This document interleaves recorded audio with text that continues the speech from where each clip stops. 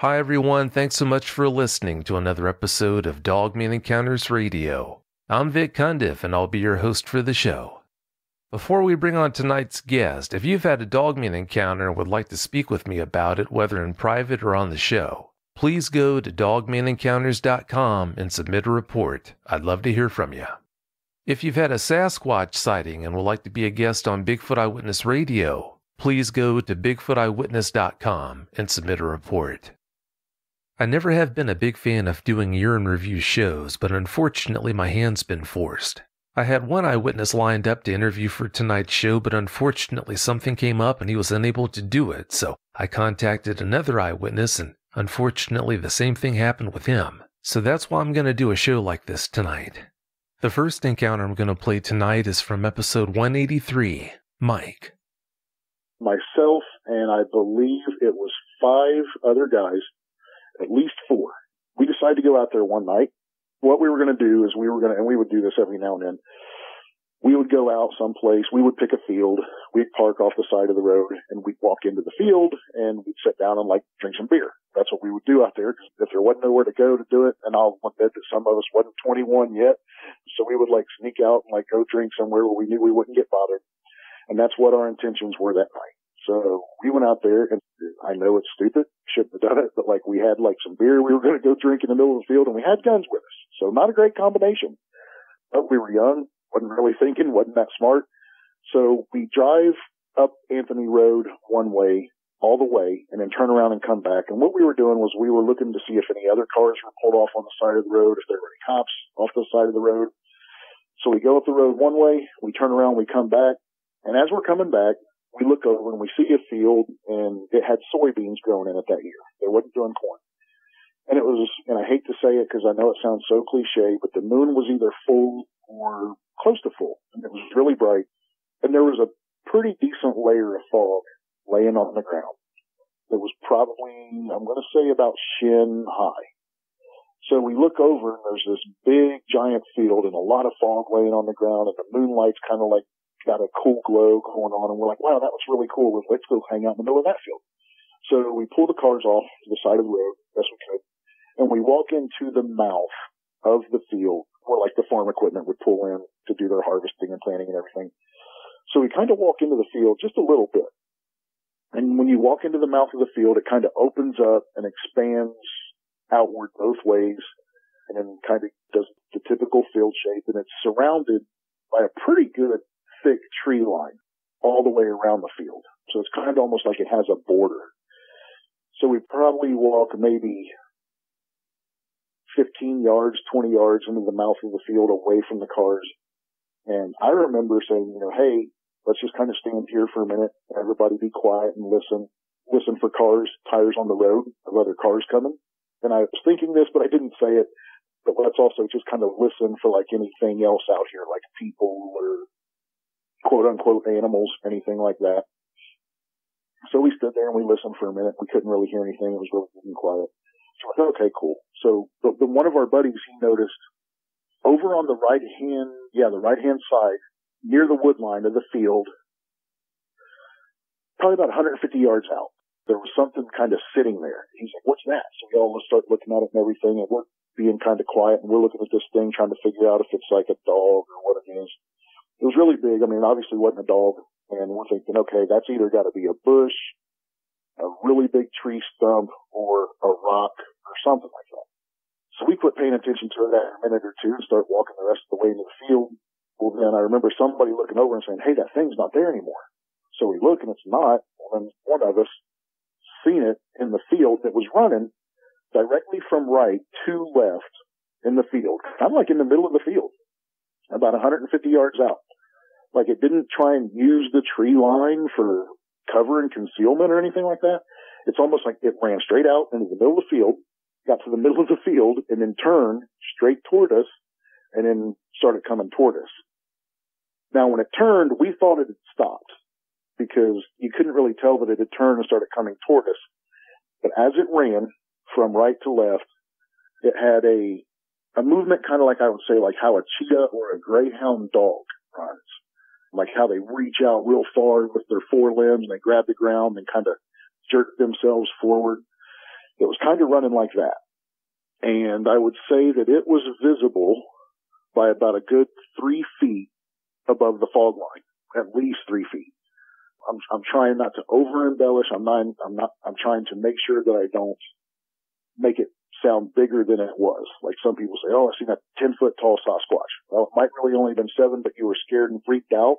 Everything seems worse than what it is when fear takes a hold of you. So I'm trying to give a really accurate representation. So I would say at least 3 feet above the fog line, running really fast. Faster than any dog can run. That's kind of what made me think cheetah. But I'm like, obviously it's not a cheetah. It's way too bulky for that. And I'm thinking to myself, I'm kind of going through my mental Rolodex here. And I'm like, okay, that's not a bear. Bears don't move nowhere near that quick. And I'm thinking, is it a black panther? Because you would hear stories about black panther sightings occasionally just throughout the country, not really Germantown per se, but just, here and there, black panthers running loose in areas where they shouldn't be. And I'm thinking, okay, is this somebody's pet? Is this a black panther? What is this? And I'm thinking, it's not a dog. It's not a boar, like a wild boar or a wild pig. It's not a bear. Bears are way too slow and cumbersome. This thing was moving quick. And I just kept thinking cheetah, but really big cheetah. And it did have this stereotypical shape that I hear so many people talk about on your show, about the big upper body, like a mane on the back of its neck. And I couldn't tell if it was like mane, if it was hair, or if it was just the build of it, like musculature.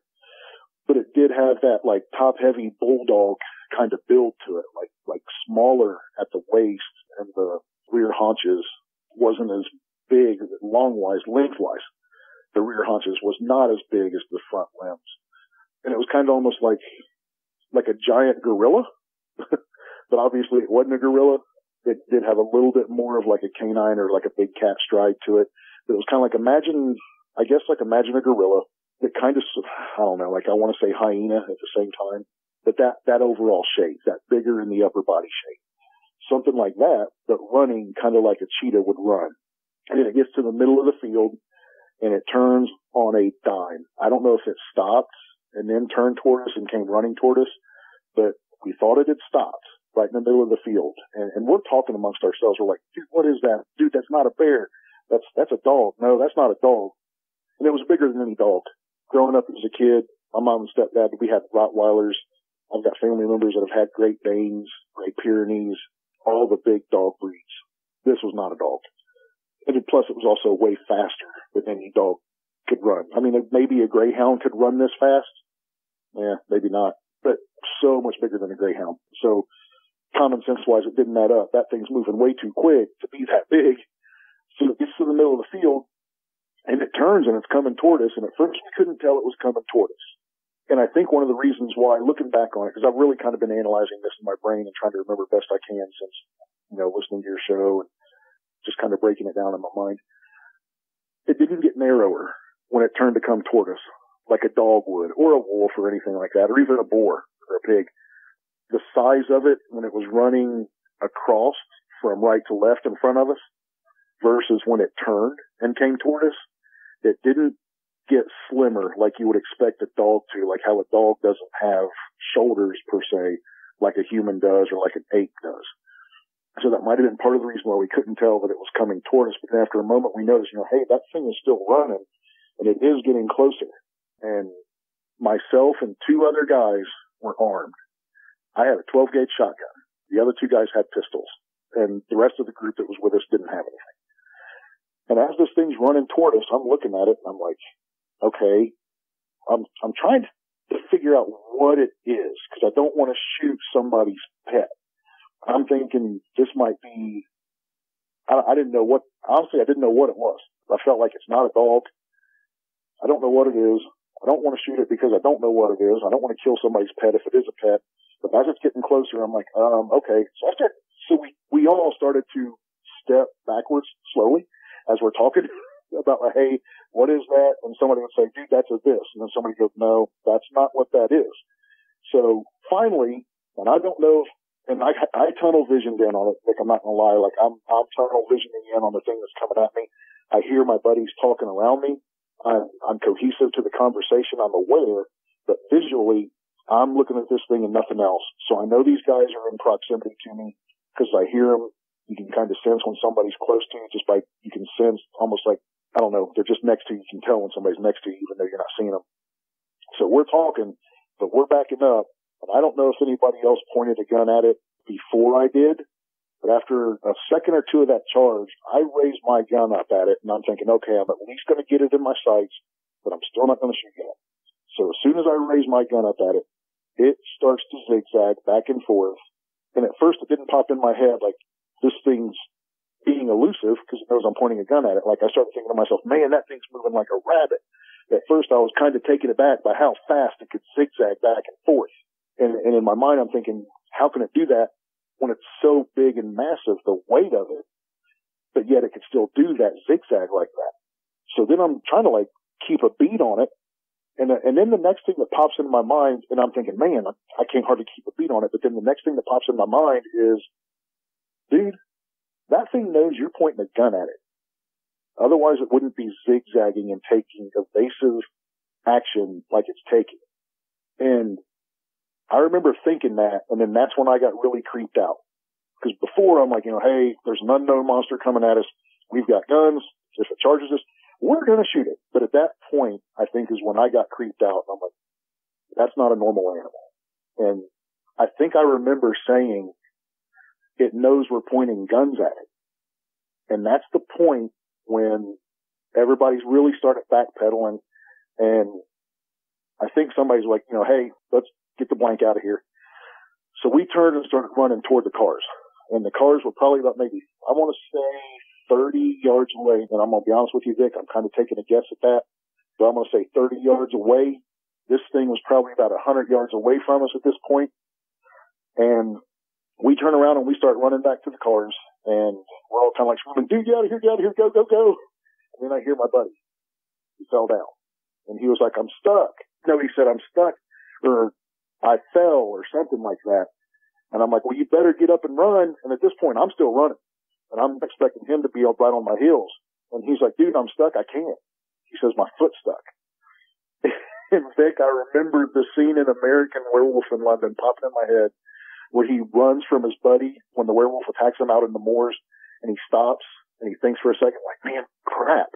And then he turns around and he runs back to try and help his buddy. Like that actually did pop in my hand. My hand, baby Jesus, Vic, I'm not kidding, that popped into my head. So I turn around and I run back. And my buddy was a big guy. He was a 300-pound guy.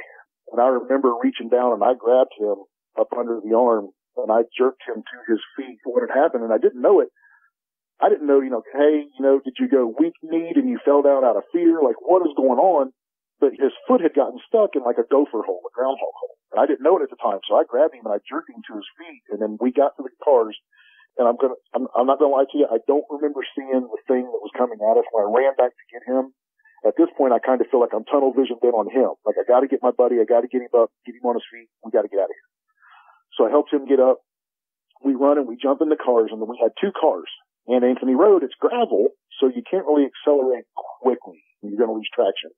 And the last thing you want to do is try and take off too quick, because you might run off the road, because the road's so daggone narrow.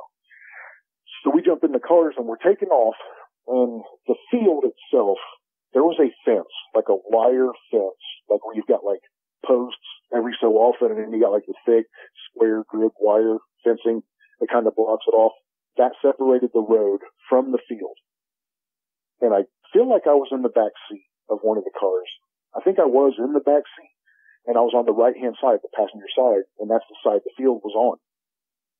And as we're taking off, we're kind of pulling away at a little bit of a 45-degree departure angle, I would say, because the fence where the field is, like that part of the tree line and the fence kind of gets a little more grown up, like with shrubbery and bushes and stuff. And that area starts to widen as far as like the thickets as you go down the road, like kind of like if you got the field off on one side in a square and then you drew a line kind of off at a 45-degree angle going away from it, that's kind of how the road was set up versus the field. And I remember looking out the passenger window, and I remember seeing this thing. It had actually turned and started chasing the car at this point. And I think that's when I got the best look at it as far as how it moved. And I remember looking at it, and I don't remember seeing a tail. I don't remember seeing ears, and I don't remember seeing the glowing eyes that everybody talks about, like the self-illuminated eyes. I still didn't see any of that. What stuck out in my mind the most was the overall build and size of what it was. And I hate sounding cliche, but it has like the build and the look and overall shape and symmetry of the thing in American Werewolf in London. Again, longer forelimbs than it had hind haunches, really narrow-waisted, but big barrel-chested, like big shoulders, like a silverback ape would have, and then the big hump on the back of its neck. I don't remember seeing a muzzle, and that might have been due to the angle that it was coming toward the car. Like if it was at a 45 to me, and maybe I wouldn't see as much of the angle of the muzzle protruding as I would if it was completely parallel to me. That could have been why I didn't see a tail, for example. I'm not real sure. So I can't say that it had a tail, big ears, or the glowing eyes, or the muzzle. But the overall shape was definitely what everybody reports as Dogman. And the thing that makes me think that that's what it was the zigzagging when it came toward us. And I don't think it was trying to actually hurt us that night. I don't think it was trying to get to us. Because the time it took for us to get to the cars after we started backing away from it and turning onto the vehicles, as fast as that thing was moving across the field from right to left, based off of that, if it wanted to, it totally could have had us. And that seems to be a recurring theme, is like apparently these things like to scare people out of their territory, I guess. Or maybe just, I think it's definitely a higher intelligent creature. Maybe it just enjoys scaring humans and making us feel inferior to it. I really don't know. But I would say it's definitely an intelligent creature. It knew what a firearm was. And that's what makes me think I seen a Dogman that night. That and the size combined with how quick it moved. This second encounter is from episode 204, John Barrett. My girlfriend Haley and I went to go visit our friend Devin and Emily. They're married. They knew that we like to do some urban exploring. So when we got there, our plans were just to have some dinner, hang out, and I think watch Weekend at Bernie's, if I remember correctly. And I remember we were going to have some spaghetti. So as we were sitting down, they said, let's go see this house and have a good time. You know, it's very small. It shouldn't take too long. Since I know you guys are into that, my friend Devin said, I think we can make this happen. And I asked him, how hard is it to get to, and is it going to be something that I should bring, like some gear for, like a flashlight and all this? And he goes, not really. Like I said, we're not going to be too long. It's going to be dark soon. So it was around 7:30. Well, this time it might have been 7 o'clock, 7:15. So we get to the house. It's within walking distance, but we decided to drive. So we hop in the car and we go over to this house. It's just a few minutes down the road, maybe 2-3 minutes. And we park across the street. There's a little bit of a grass parking spot. It's off the road, so if anybody needed to pass, it wouldn't have caused any issues. So we sat there and waited. We looked at the house, and I said, let's go in. It looks fun. I asked them if they've went in before, and they had. They went in, I want to say, 2 weeks prior, and they were looking around, and they thought that the things that were inside, the cool items, would intrigue us. So we get out of the car, and we stand there. We basically group together. We grab our things, and we start walking up the driveway. And they show us where the entrance to the house is. Since everything else is boarded up, there is one window that they went in previously. They went in first, and I had Haley go in, and I went in last. So we collect in this little room. I think it was the living room because it had a fireplace. It was very big. It had a lot of empty bookshelves. The room was completely cleared out. There wasn't really anything there. It wasn't even very dusty. It seemed like there was quite a breeze coming through, even though the place was quite boarded up. But I remember the floors were quite shiny still. You know, they were still quite buffed. And when we went in, we could either go to another room or go straight to the kitchen and up the stairs. So we peered into the other room. There wasn't much into it. It was very dull, nothing much to it. It seemed like there was a bathroom up in the corner. We didn't bother. It seemed very empty, nothing to see. I like graffiti and things. I don't do it. I have no artistic skills. So I take pictures of it. I think it's neat. So I was looking around for it. I said, no, there's none here. So I said, all right, well, let's go into the kitchen then. We move into the kitchen. This is the first floor, the basement, being below us. So we go into the kitchen, and below us, there's some holes in the floor. It looked like maybe some joists were missing underneath. They were quite large. We had to walk on the side and kind of like shimmy very carefully to get to the other side.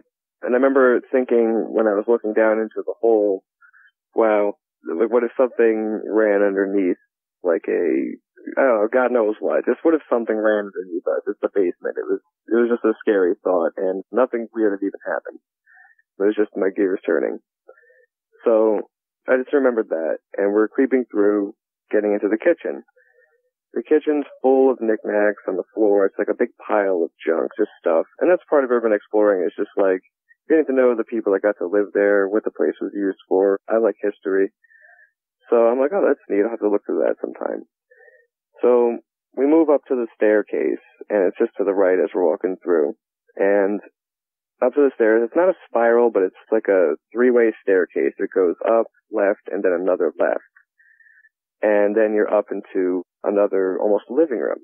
So you're on the second floor.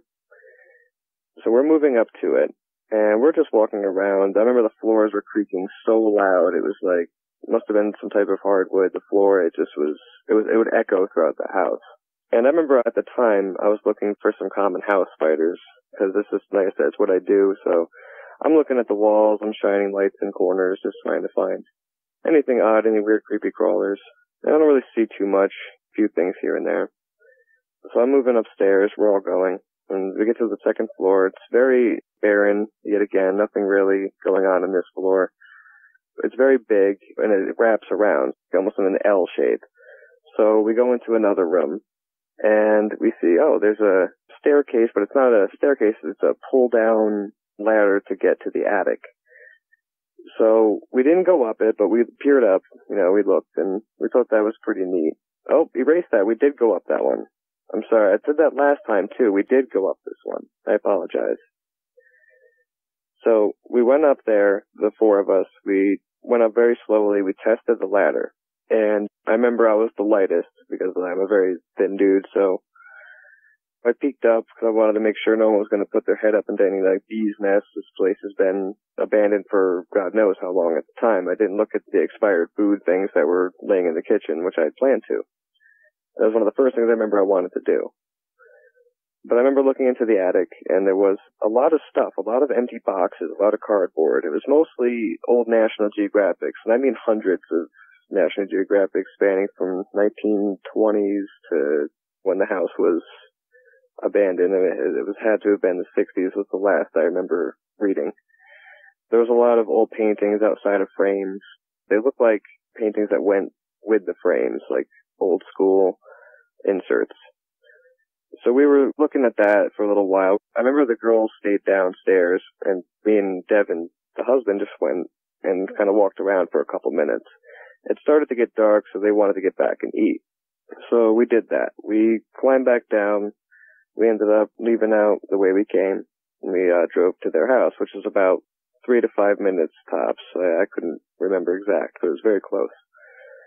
So we eat. We eventually head home, Haley and I, and we discuss, hey, why don't we come back one of these days and come back on our own and take our time, so this way we're not rushed by our friends. They weren't rushing us, but we felt that it was kind of more our hobby than theirs. So we were like, let's not burden our hangout with our interests, and we'll do something that we all like that day, and then this time we'll go. So we took a week, I don't know, maybe a couple weeks later, maybe even less, maybe a week.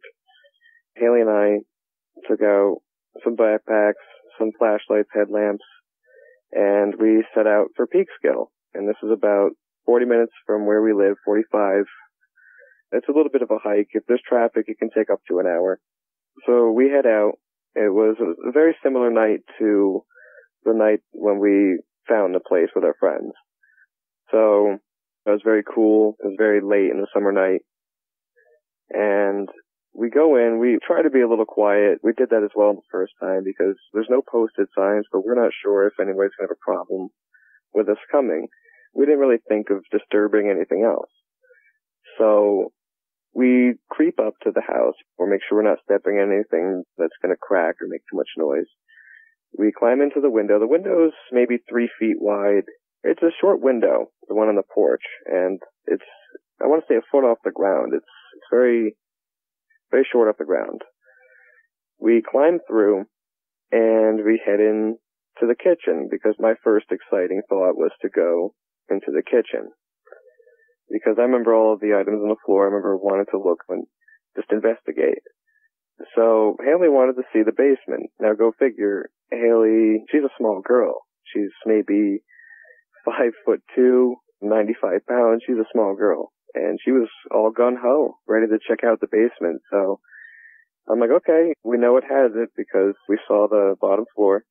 And it turned out to be in the kitchen. Well, we didn't at the time know this. Thinking back. So I remember we climbed down, and going downstairs was the staircase that was actually right below the stairs that went to the second floor. That portion almost had like a triangular shape there. So all the stairs were kind of like centered into one spot of the house, essentially is what I'm saying. So when we went down into the cellar, I remember there were a couple floorboards missing as well for that. So we had to actually extend our legs very far to reach that bottom step.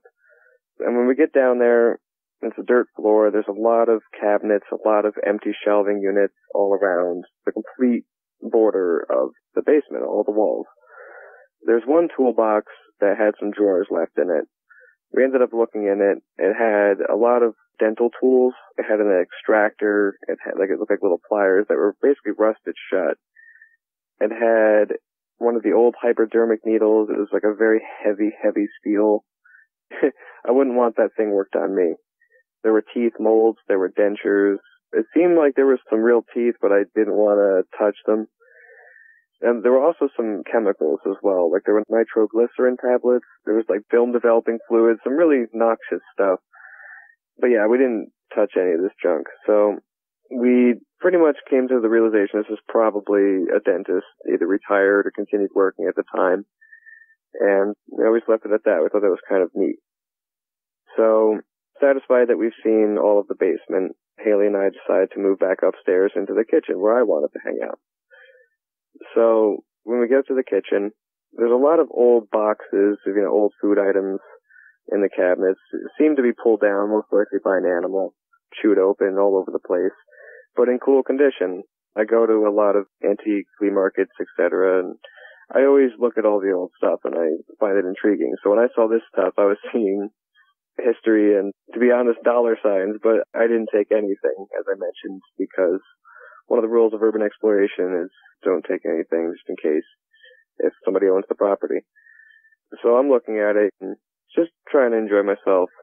And I'm noticing a lot of the food items were expired in like 1972. Some of them were like 69, if I remember correctly. So that gives you a little idea of how long it's been abandoned, this house.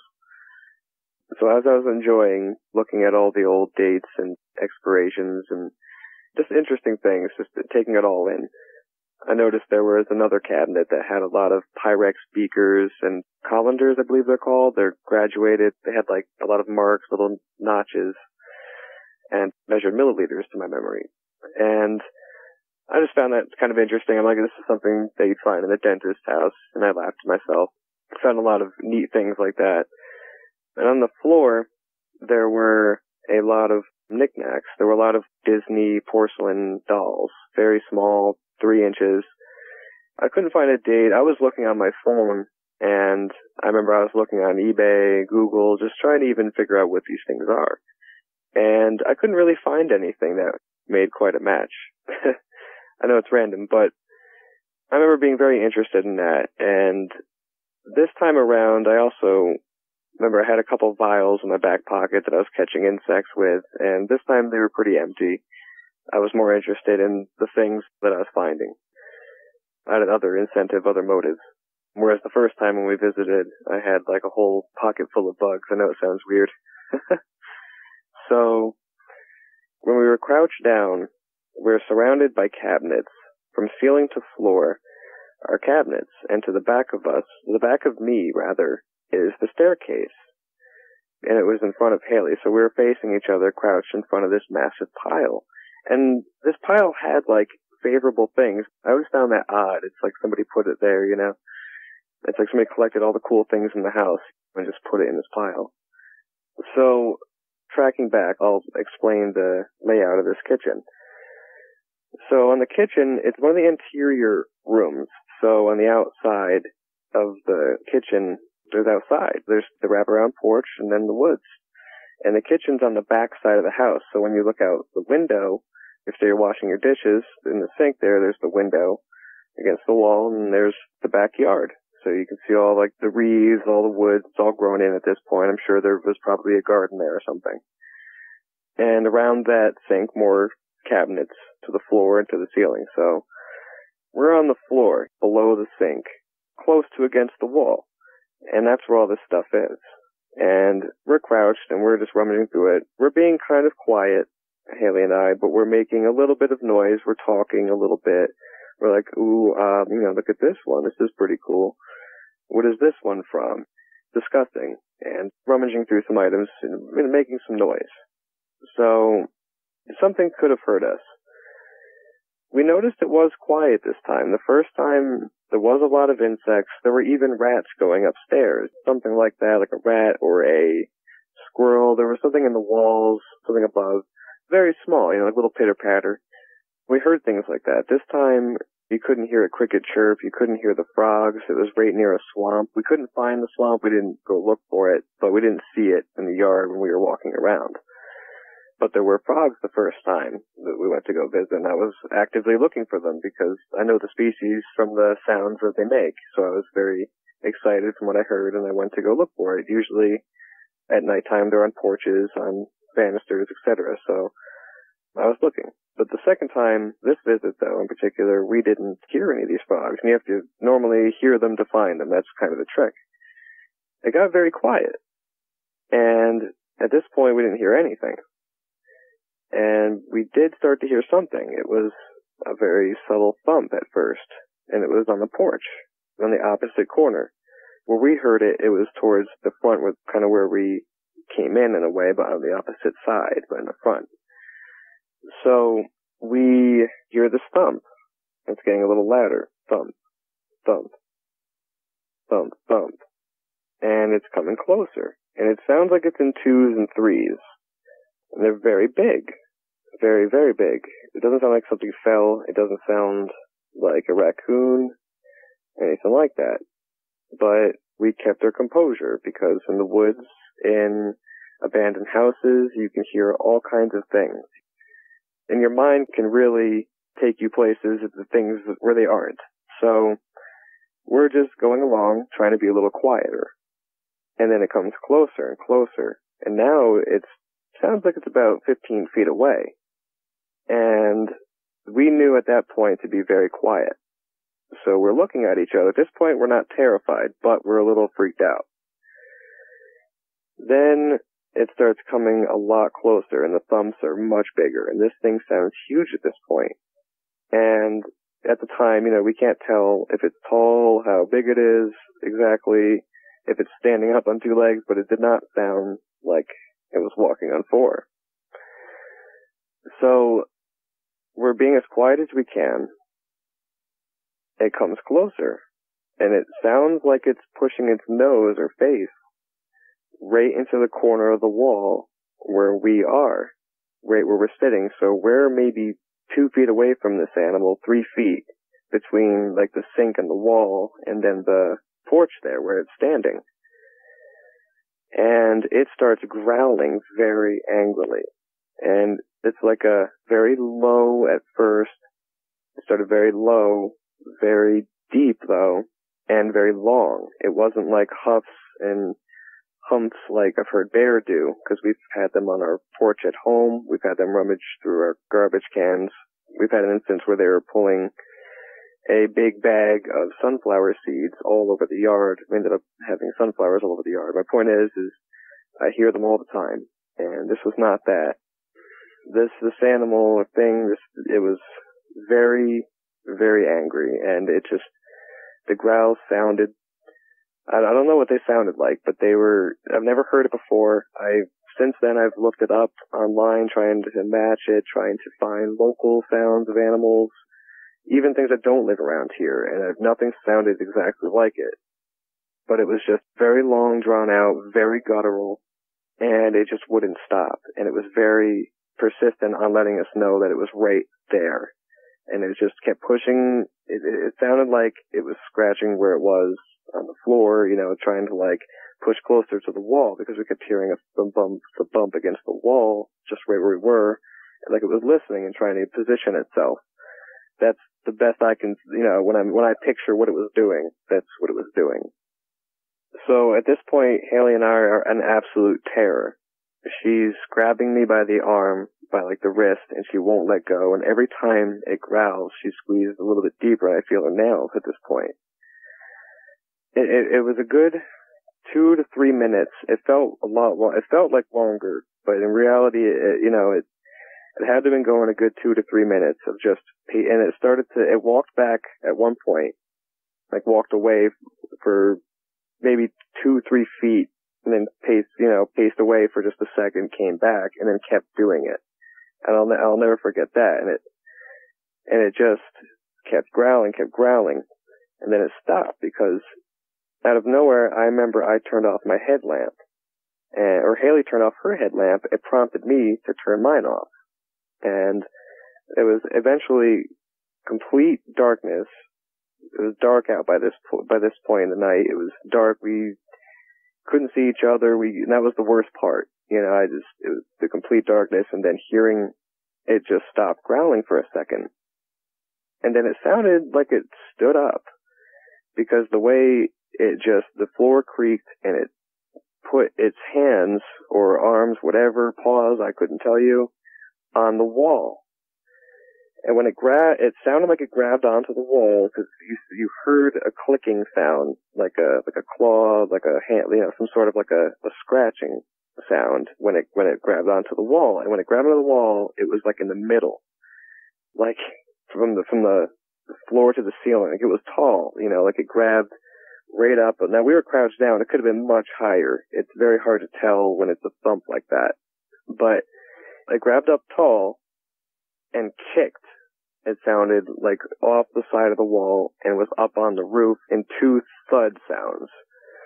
And the roof, it has a slight awning where you can get onto the second story, and then there's a window that was open. We obviously didn't know about it until after, and we couldn't get to it. So, that had no relevance to us at the time. And we're sitting there going, oh my God, this thing just kicked off the wall and was up into the second floor. And it went ba-doom, ba-doom. And it sounded like it pulled itself into the window, because this dragging sound that it sounded like it pulled boards, not like pulled them, but it made this like vibration sound where it like, I don't know how to explain it. It like pulled it sounded like it pulled itself through. And because it wasn't just a 2 thumps where it went up the wall. And this house was very tall, mind you. The ceiling was like an 8-foot ceiling. It wasn't like, the doorways were narrow and tall, and not as tall, but the ceilings were very tall. So, I mean, it had to be a large animal or something to be able to scale that type of distance and vertically. And it sounded very heavy. It really kicked off the wall. And when it landed in the second floor, when it got up to the second floor, it started with a big thud again, and it started to run. And I mean run. It didn't jog, it didn't hop, it didn't gallop. This thing was bum, bum, bum, bum, bum, bum, ran, just like a person, right to the staircase where we had to leave. And now the staircase was right near the exit. Like we had to go past it and then right to the living room window. So we're terrified. So it's behind me, and then there's the window. It's like, and it's right above us. It didn't, it didn't have far to go at all. And I remember I remember not thinking and just grabbing Haley grabbing her by the arm, grabbing her by like the back of the shoulder, like under the armpit, and just lifting her up with me. I'm not even a very strong guy, and I lifted her up as I stood up. It was like, I don't even know how I stood up without using my arms. And I remember running across that little gap and over into that window, and there's the staircase. So I remember grabbing her, running through. I basically grabbed her by the back of the belt loop and tossed her out the open window. And she landed on like her shoulder, did almost like a little roll, you know, so she landed fine. And I remember kind of doing like a little hop out myself. And I remember running off the porch. I remember the boards were so old and like hollow that they were like bouncing us off, you know. I just remember we were just hauling. We were running. When we start to run down the driveway, Haley doesn't stop. She refuses to stop. I'm glad she did. She followed the smart instinct of keep going. And for some stupid reason, I decided I'm going to stop and look. Not just look, but stop and look. So in a dead stop, I'm running and just dead stop. I look behind me. And I'm halfway down the driveway, and she's continuing to the car. I look behind. And on the porch, I see this figure standing on the porch next to this trash can. It's an old metal round trash can. It's rusted. I don't think it has the lid anymore. He's standing there, and it's this big animal person. I don't know. All I know is I've never seen an animal stand up like a person does. And it's staring at me. It's not pursuing me. It's not growling at this point. It's not making any noise. But it's staring at me as if it was happy that we were gone. Or maybe it didn't want us there. But my point is, it seemed like it got its point across. And it just didn't want anything further, it seemed. But I thought I was going to absolutely die. I've never seen anything like it. I didn't see eyes. I didn't see ears. I did see that it was very dark, very thick fur. I still got goosebumps. Every time I get goosebumps. And it didn't have a very big neck. It seemed too small and thin to be like a Sasquatch. And at the time, I didn't even think that. But looking back, I remember like, you know, days on, I wondered, and no, I said that just didn't even fit, you know, what they say, you know, they look like.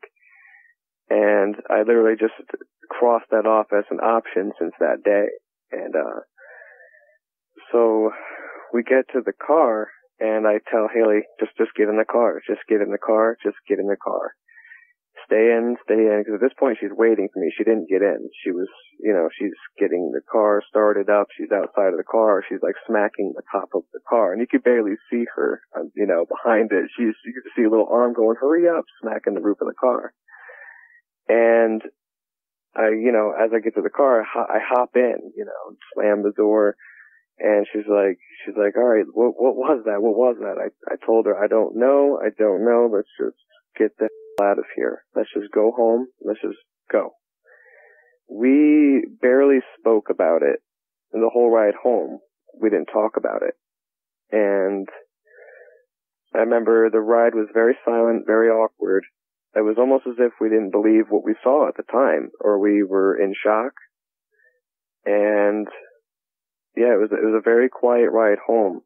I didn't tell her about what happened, about when I saw, because she didn't see the animal person. She didn't see it because she was in the car, and I didn't even point it out. I wanted to go. I wasn't going to go, oh, well, look at that. Like, you know, it's like we're at the zoo, you know, now that we're in the safety of our car. No, let's go. And for some reason at the time, because I didn't think, I thought maybe she saw it. But she didn't find out about it until when the next day I was talking to my mother, and I was explaining to her what happened. And she didn't give me the look of disbelief necessarily. She believed that I believed what I saw, I think, because My mom's very open-minded. She really believes that there's more to things than what meets the eye. But she was also like, yeah, well, maybe you shouldn't be going to those houses anymore. Maybe you shouldn't be doing that anymore. She's always been looking for an excuse for me to stop doing anything dangerous, like a mother would, you know. She's a good mom. But I explained to her how I saw this thing, and that was the part I didn't want to say. I wanted to kind of leave out, but it was so fresh and so new and so real, I had to tell her. But I almost regretted that, because that was when she gave me the look, well, maybe you shouldn't go to those houses. And then Haley said, you saw something? I said, yes. I said, I saw something standing on the porch. And that it changed the whole dynamic of the whole story at that point, and everything changed from there. Episode 211, Dan. Well, this all started with a luncheon date that we had together, and that's when I found out that the girls wanted to go to Devil's Punch Bowl for the photography, because they both have, in their retirement, they've done photography since then. And they're really interested. It's a hobby for them. So they said they were going to go up there, and I tried to talk them out of it. I said, no, I don't think you got to go up there. It's got a bad reputation, and any place named after that, it's not going to be a good area to go to. And they just kind of like back and forth with me, and then I said, okay, if you're going to go up there, I'm going with you. I'm going to be there for like your protection. And they kind of laughed and chuckled, and they said, well, oh, you're going to protect us. And, you know, they were trying to make a joke of it. But I said, I'm serious. And they looked at my face, and they could tell I was serious. So they kind of quieted down. And they said, okay, you're welcome to come, you know. And I said, okay. So we went ahead and made plans on the date, which was Friday the 13th, which, oh, man, I wish I had never stepped out the door that day. I forgot it was Friday the 13th. We drove up there, all three of us plus Rex, and we went out there and we were hiking the trails in the park.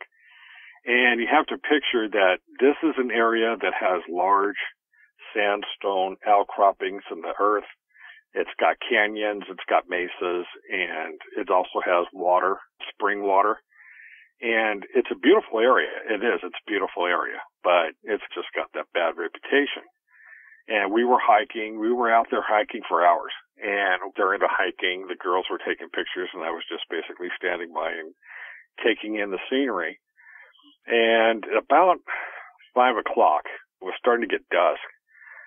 Something happened that just brought it to my attention. Everything got quiet, and I mean quiet. You couldn't hear the bugs. You couldn't hear the birds. You couldn't hear any animals. You couldn't hear nothing. All you could hear was the wind, and that was it. And I stopped as we were hiking. We were going eastbound, and I said, hey, something's not right. And I told Michelle and Patty, I said, do you hear that? And they stopped, and they listened, and they hear what? And I said, that's the point. You can't hear anything. It's too quiet. Something's wrong.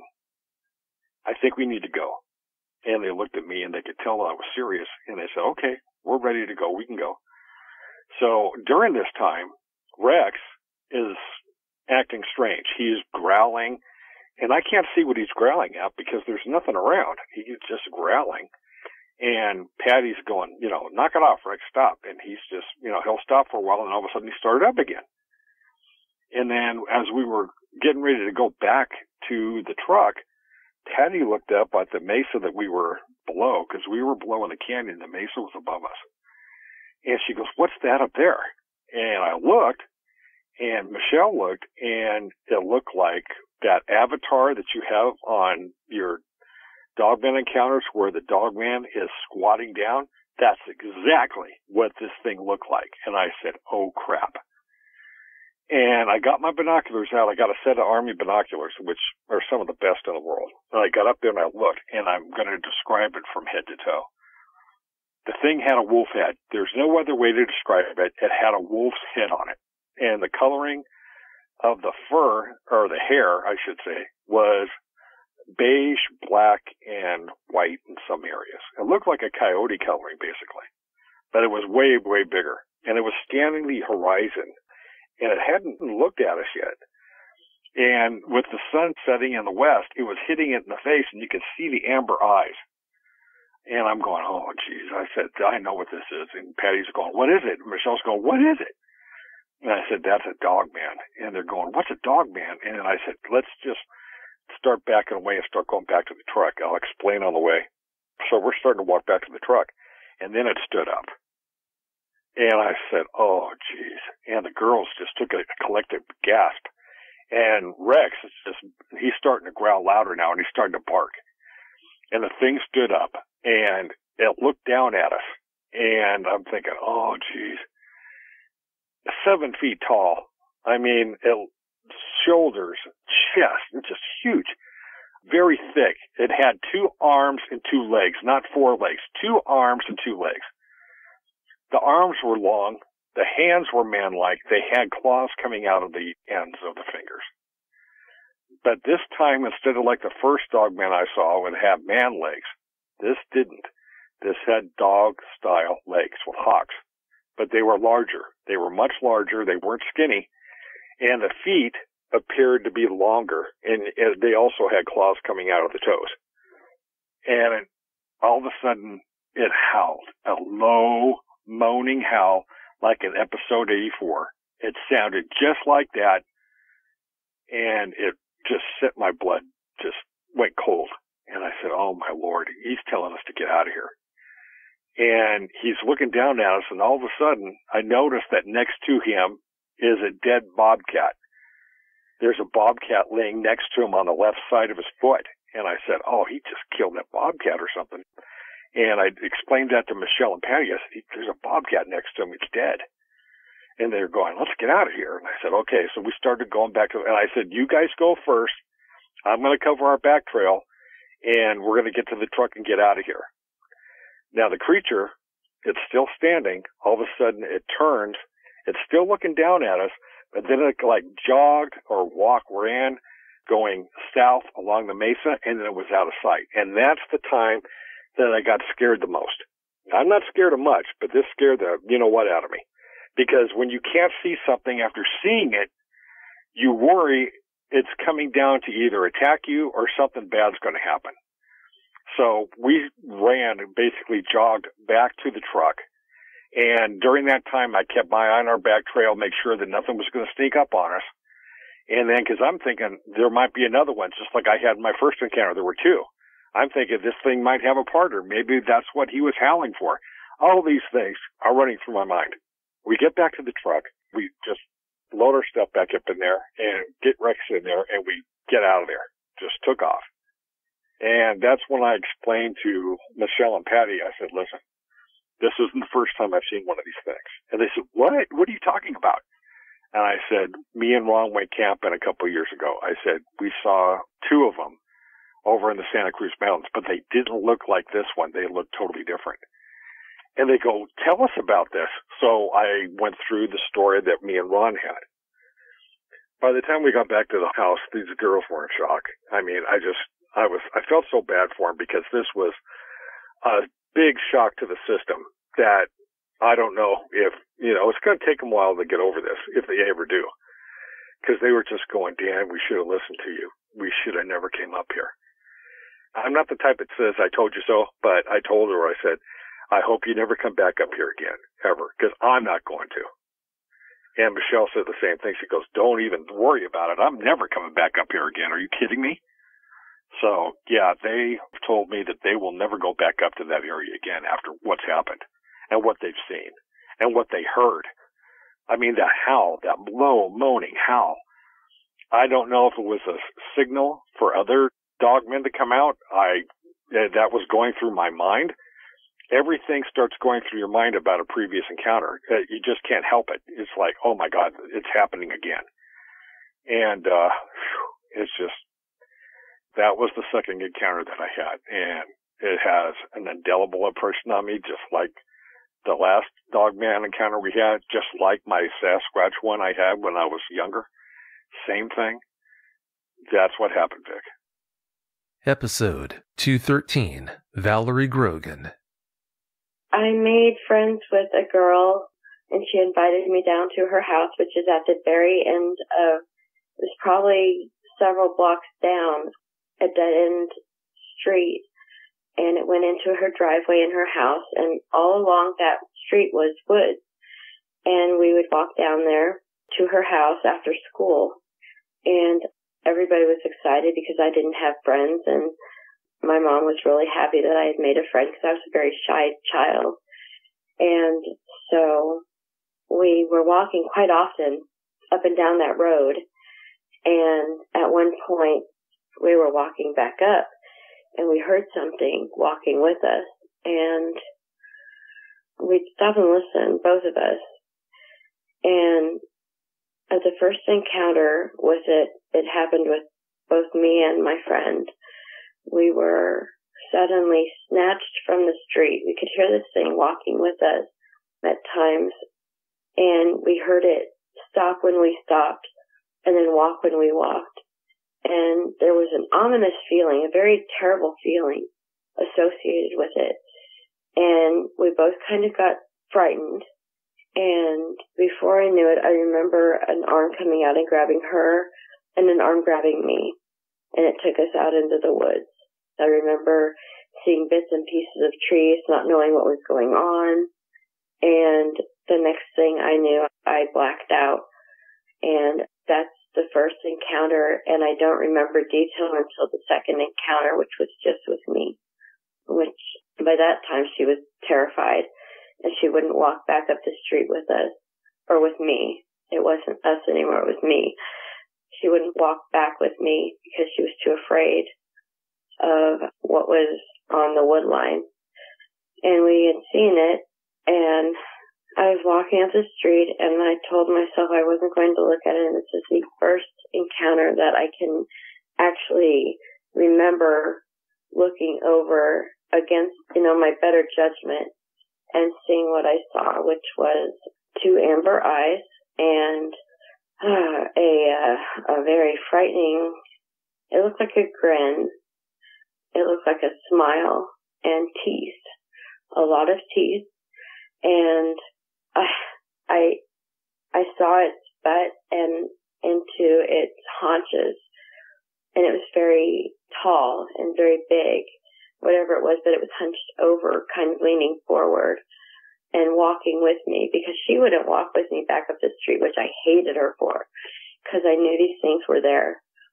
And I was like, don't make me do this, but I did. And I looked over, and it would walk with me, and then when I stopped, it would stop. And there was absolutely no sound. Not one sound at all. Not a bird, not a cricket, not anything that you would expect to hear near the woods, and that we normally heard near the woods.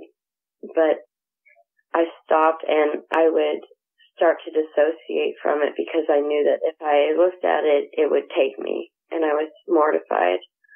One day, I was walking up, and I started kicking the gravel to try to take my mind off of it and make it feel. I know this just in the mind of a child, but I was about 6, and I made it feel like I wasn't paying any attention to it. I was kicking the gravel and talking to myself and just kept walking. And the next thing I knew, I was grabbed, and oh my gosh, it grabbed me and it started running, and I passed out.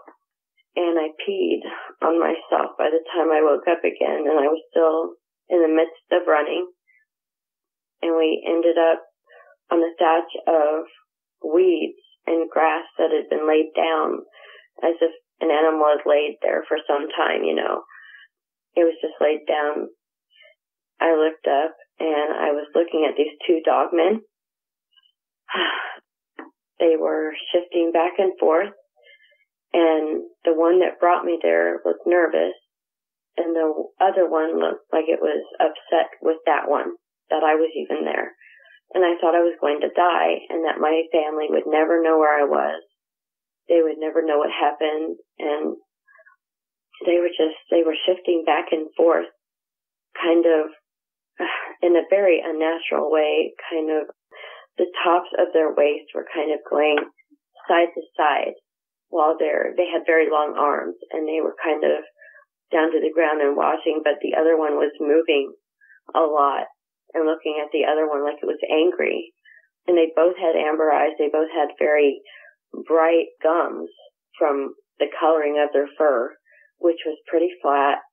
Against her face, the head reminded me of a Rottweiler, the top of the head, and the face actually reminded me, and the coloring, of a Doberman Pinscher, but they had extremely long mouths, and I always had nightmares about those, but they had very long mouths, and they were making a noise, and I can't quite remember the noise that they were making, but it didn't sound normal.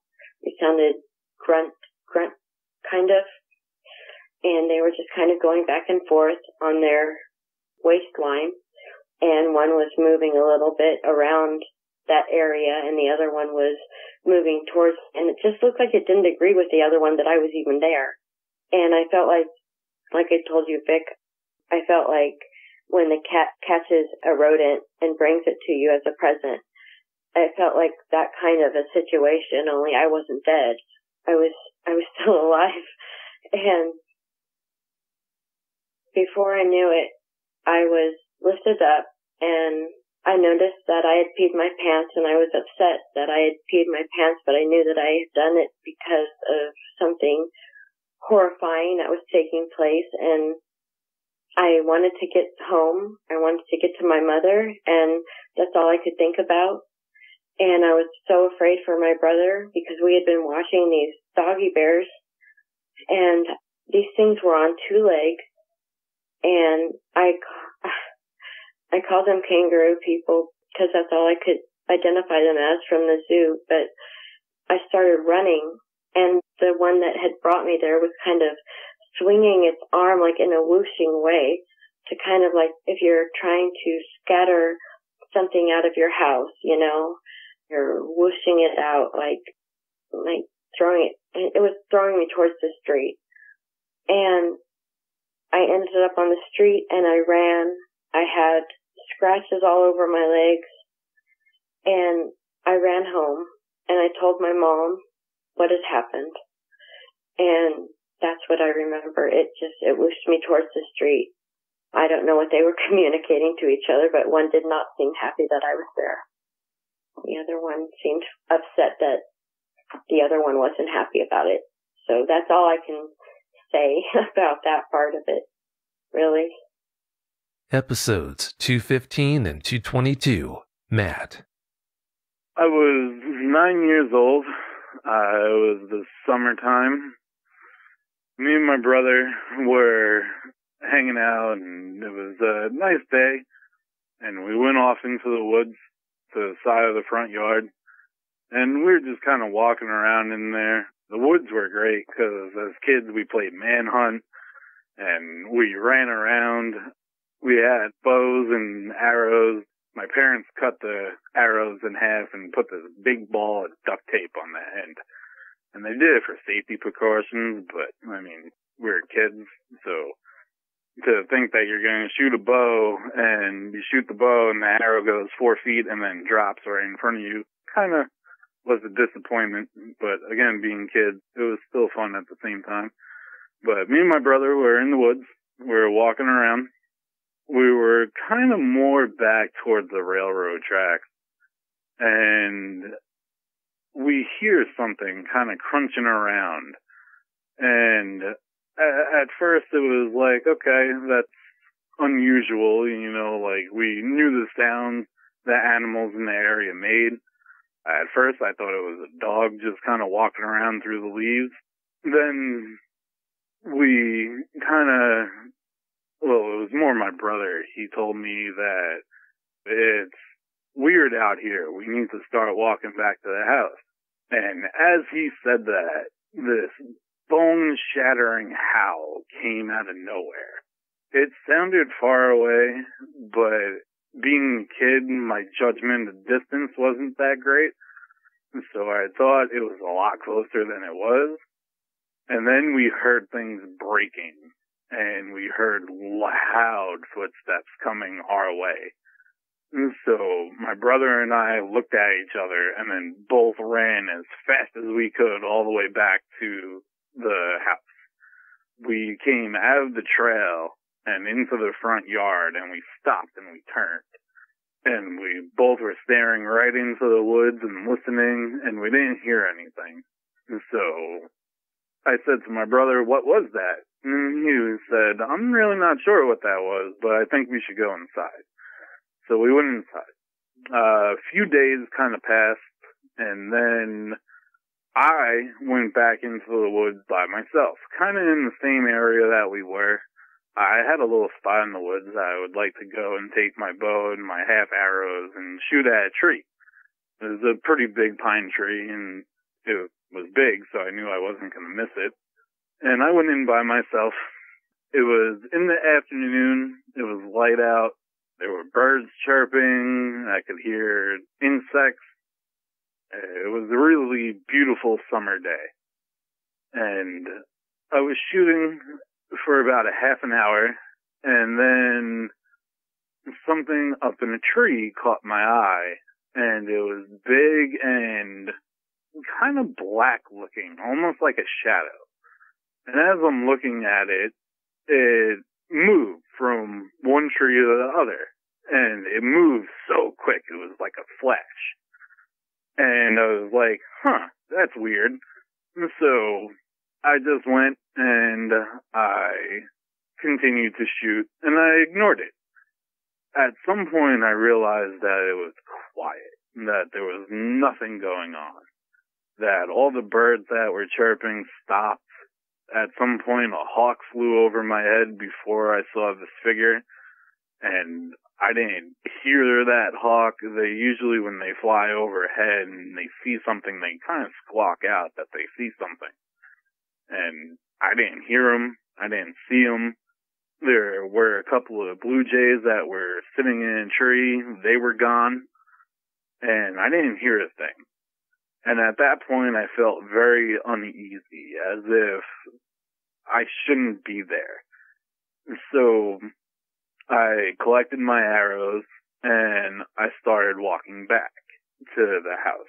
As I was walking back, I heard a loud thump, and then I heard leaves breaking, and kind of like branches kind of cracking and things of that nature. I looked around. I didn't see anything. I didn't smell anything. Nothing seemed off to me other than a feeling of me trespassing, sort of say, and quiet in the woods, which anybody that's been in the woods knows that that's not normal. So me being a kid, I got a little worried, and I picked up my pace, and I went quicker back to my house. I walked through the front yard and right inside. Then, as I got inside, I told my brother that the sound we heard of leaves breaking and branches cracking that we heard the other day, I heard that same exact sound. And him being a kid and me being a kid, he kind of pushed it off and was like, oh well, don't go into the woods. And my brother is a couple of years older than I am. And so I didn't tell anybody else about it. My parents, more my mother, wasn't really happy when I would go off into the woods alone, because I did it a lot. I would go in and I would look for tracks. I used to really like to try to find rabbits. For some reason, I always thought that I could outrun a rabbit and I could catch it. And if I caught it, we could eat it. But I never did. I definitely tried, but I was never able to. So I didn't tell anybody about it. I kind of just went into my room and played a video game, and that was it. A few more days passed, and it was nighttime. It was earlier in the morning. It was probably around 2 to 3 a.m. I was sleeping, and I started hearing a growling sound and kind of scratching, and I woke up, and I was facing my wall. The way that my room was set up was when you walked in, to the left was a straight wall, and it had a dresser. Then to the right, there was a cutout for the closet. Then on the right wall was my bed. And then on the back wall of the room was a window. And the window was about 7 to 8 feet off the ground. and I had no blinds. My room was one of the few rooms that had no blinds in the house. I personally wanted it like that because I loved the woods, and I loved being able to like lay in my bed and look out my window and see the tops of the trees or the moonlight cutting through the trees. And to me, it was peaceful, and it put me to sleep. So I woke up from the sound outside of my window, and I was facing the wall when I heard it. Then I turned over, and I looked, and the first thing that I saw in my window were these pointy ears.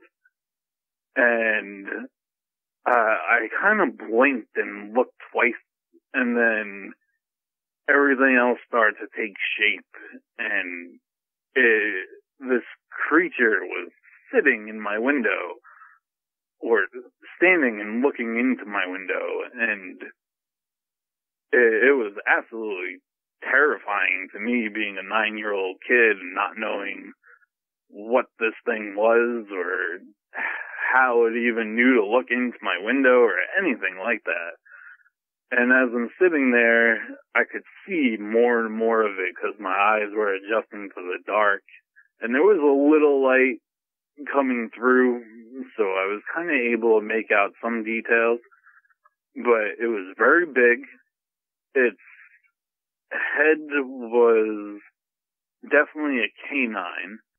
It was a dark, almost space black. Like if you look up at the stars at night and all the black around the stars, that's what it looked like.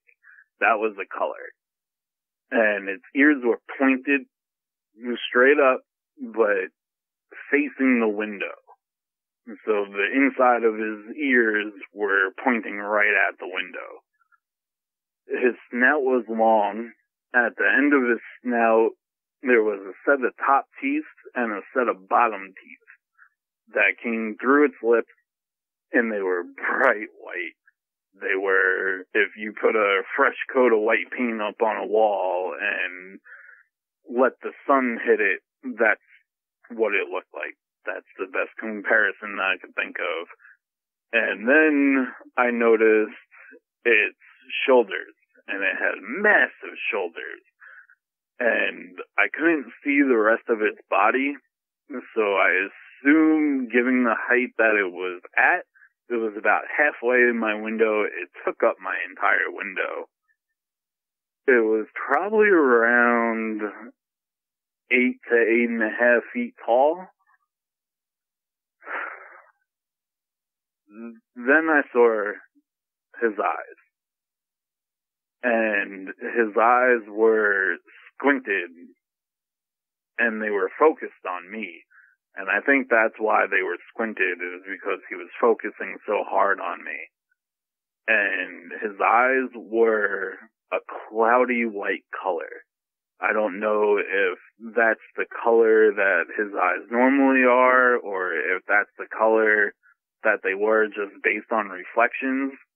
But he was looking directly at me. And when I noticed that he was looking at me, I popped up. And as I popped up, he growled. It was a low, low, low growl. And between the growl and this creature looking at me, it shook my soul. My mother was very religious. She still is.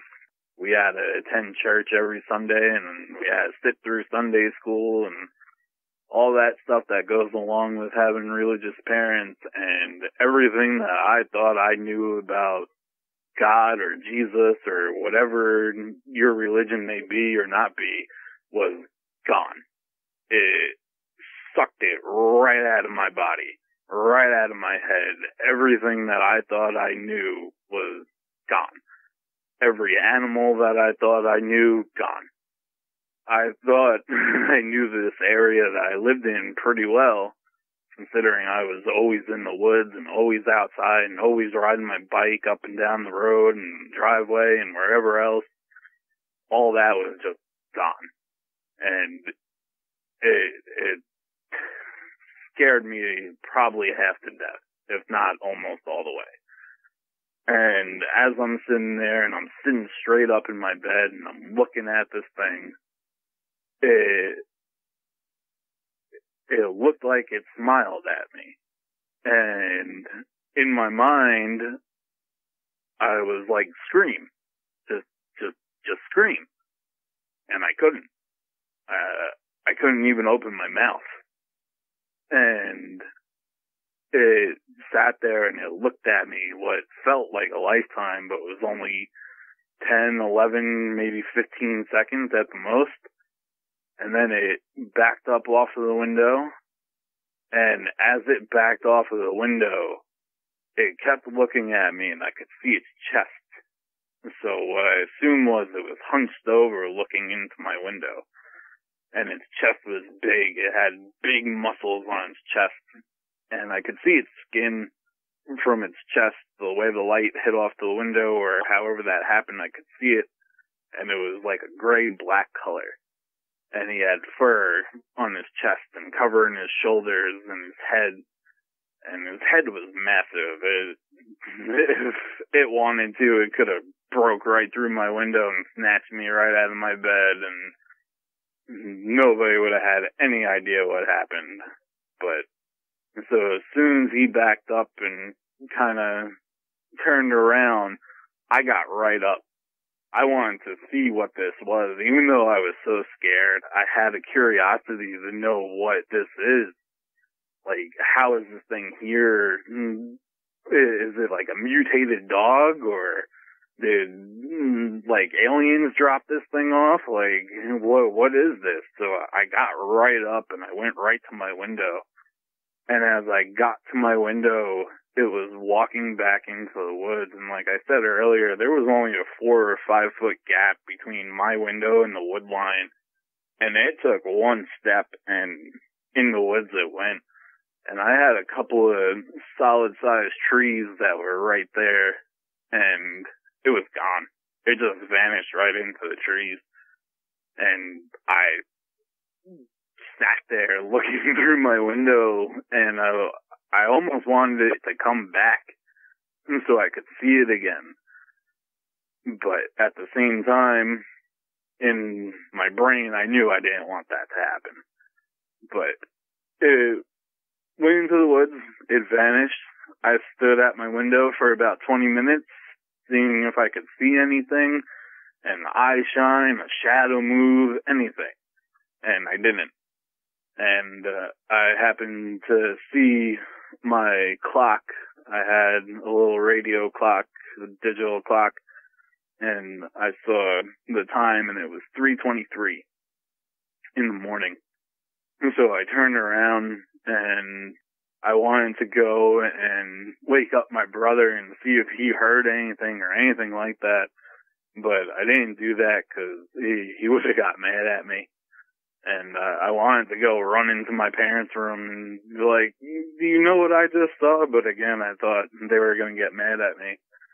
So I got into my bed and I put my back against the corner of my bed where my pillow was facing the window. And I sat there and just stared out my window and was waiting for this thing to come back. I had a blanket wrapped around me and my pillow was sitting on top of my lap. Then morning rolled around and I was a kid, so I was exhausted. As an adult, I can stay up for days at a time, but as a kid, I was exhausted and I had to go to school. I attended a summer school program. So I had to go to school.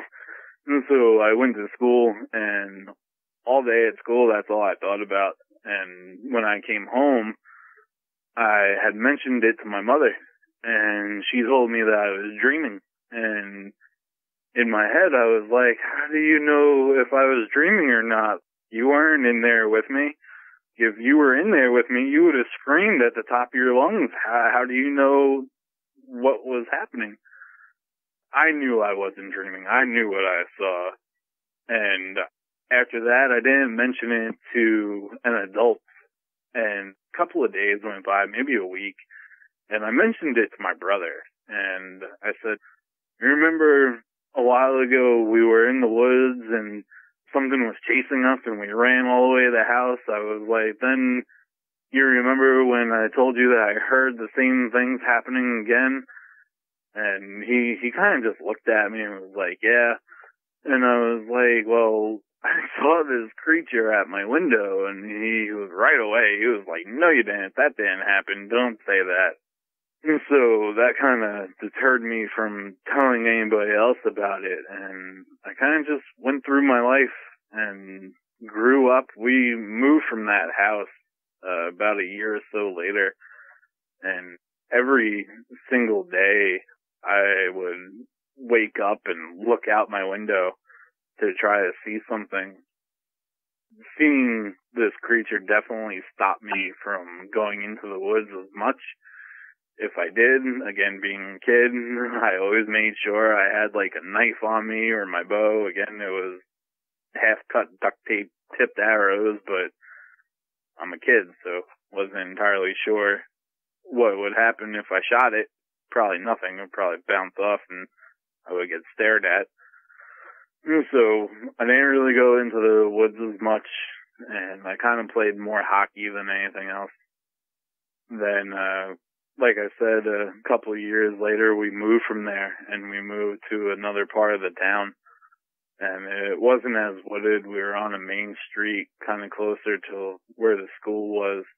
And I had a good amount of friends on that block, so we used to play hockey in the street, but I never told anybody about that. I tried to bring it up against my brother years later when I was in my early 20s. And then again recently, but when I was in my early 20s and I said it to him, even about the part where we were together, he told me that didn't happen. Now, either if he thought it didn't happen or if he didn't remember it, because we talk all the time about things that we've done as children, and some stuff I remember, some stuff he remembers, and then there are things that we both remember, but there are also so many things that he remembers that I don't, or I remember that he doesn't. And so I didn't know how to kind of accept what he was saying as far as he didn't remember or that didn't happen.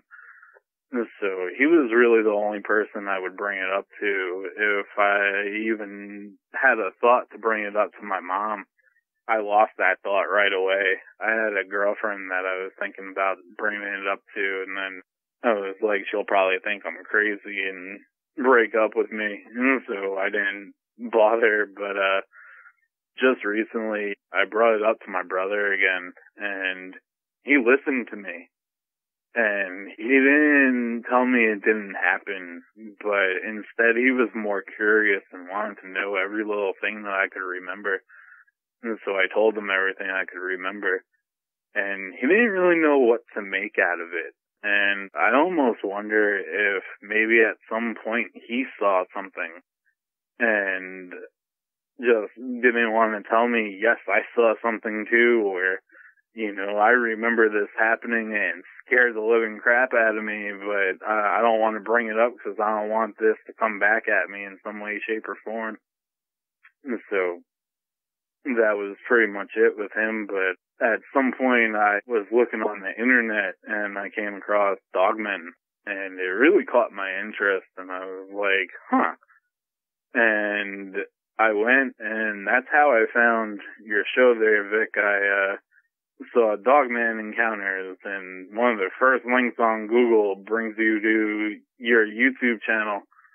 And so I went and I listened to an episode, and this episode was honestly terrifying. This poor man had these things like trying to come into his house, and he had a kid and a wife and whatever else, and from there, I listened to the next one, and it pretty much forced the man out of his house with his whole family, and that's terrifying. But after I listened to that one, I went all the way back to the beginning, and I listened from that all the way up until last week's episode.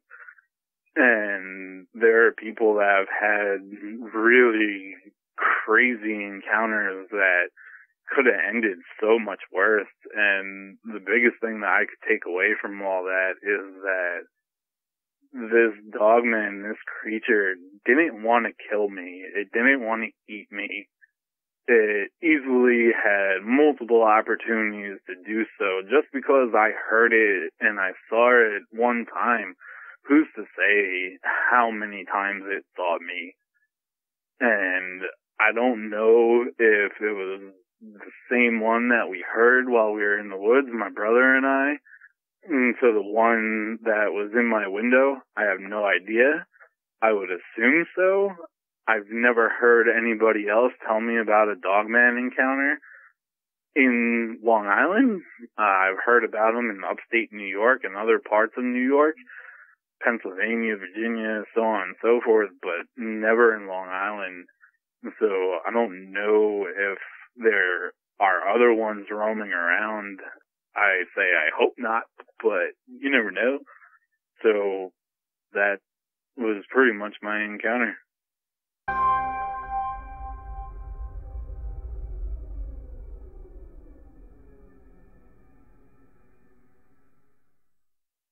My friend and I were traveling from New York down to South Carolina. She had come to stay with me for a week, and so I was bringing her back, and we're going along, having a good old time, you know. I don't know if you've ever been down that Blue Ridge area, but it starts over in Pennsylvania, and it kind of goes all the way through, and it's really beautiful. And we were on I-81 going towards North Carolina, and we just had gone through the mountains. We were at the peak of the mountain, and when we were up there, it was downpouring rain, lightning, and thunder, and it didn't unnerve us or anything. We just kept on going and talking to each other and laughing and having a good old time.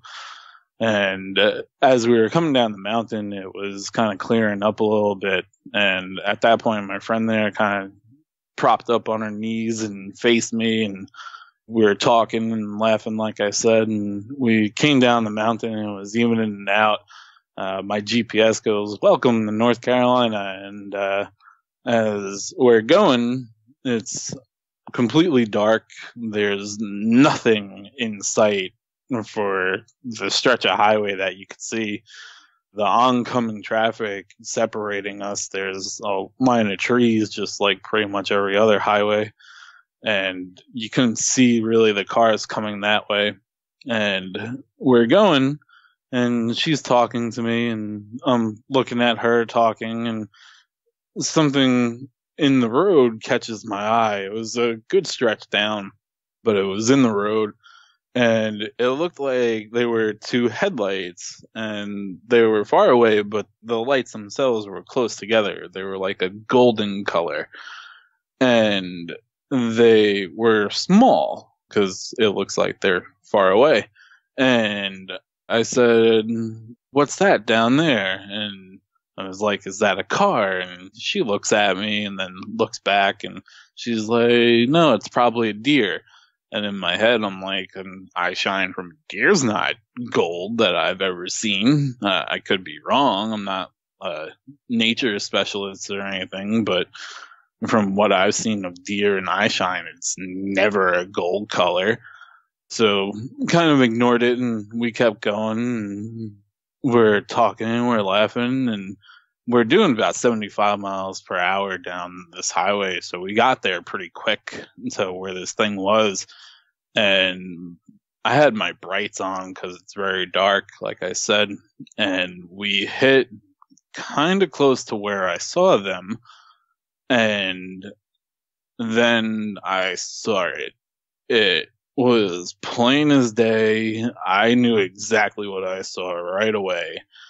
And it was a Dogman. He was standing upright. He was on the side of the road. He had canine-shaped legs. I couldn't really see his feet at that moment. He was slender-bodied. He wasn't muscular like you would normally see in these things. He was smaller. And he didn't seem like he was that tall. I would say maybe he was 5 to 6 feet tall. Maybe 6.5 feet. He didn't really seem very tall. But he had the big pointy ears his eyes were golden. Thinking back on it, being able to process it all a little bit, they were actually beautiful. It was an awesome sight to see, but terrifying. So I'm going to stay on that point. But he had the snout kind of like Shepherd did, but he looked more wolfy than doggish. And his arms were very long. I didn't see claws, but I could see on his fingertips there where he would have them. I guess because it was dark and they kind of blended in with everything. I couldn't see them. They were down in the grass. And his chest was broad, but again, he was slender. I could tell he was a he because I could see his man genitalia there. And the expression on my face changed. And my friend said to me, "What's wrong?" And as I'm trying to get out what I'm seeing, he steps into the road and faces kind of diagonal with my car. And I thought he was going to try to stop my car while I was going 75 miles per hour. And the more logical part of me knew that he couldn't do that, but the other part of me didn't know what he could or couldn't do. And I was going to say that's a dog. And as I got that out and we got closer to him, he turned and in one motion turned and jumped right off to the right side of the road where the tree line was. And we zoomed past as he jumped, and I whipped my head around, and she whipped her head around too to kind of see what I was looking at. And I didn't see him go into the bushes. When he jumped, I saw his tail. He had a short little, like, fluffy tail. But he went off into the tree line there, and I didn't hear any crashing around or anything. We were going pretty fast, and I wasn't going to stop. But she was asking me, "What was that? What'd you see? What happened? Are you okay? Why do you look like that? Like, what just happened?" And it took me a little bit to be able to kind of collect everything and then be able to tell her. And I told her, I was like, "That was the Dogman. Did you see that?" And she had told me no, that she didn't see it, which I don't know if she did or didn't see it. I know she didn't see him step into the road, and I know she didn't see him standing on the side of the road. But I have a feeling she saw him jump while he was in the air going across to the bushes, to the tree line there. I feel like she may have saw that part, but she didn't tell me if she did or she didn't. And so from there, she asked me, "Well, what's a Dogman? I don't know what that is." And she told me that I had sweat driblets going down my forehead. And so she was like, "Let's pull over and stop." And I was like, "No way," and keep going. And finally, after a little bit, I was able to kind of tell her what they were. And I told her what they are to the best of my knowledge and to the best of my experiences and research. And this is before I had the issues at my home. So I told her all about my encounter when I was 9, and she had a lot of questions for me, and I answered them the best that I could. She didn't dismiss anything, though, or tell me I was crazy or anything like that, which was really cool of her, and it made it really easy to tell her about it. And she has had her own paranormal experiences before, more with like spirits and things of that nature, but she didn't know what a Dogman was, so she wanted to know everything that she possibly could.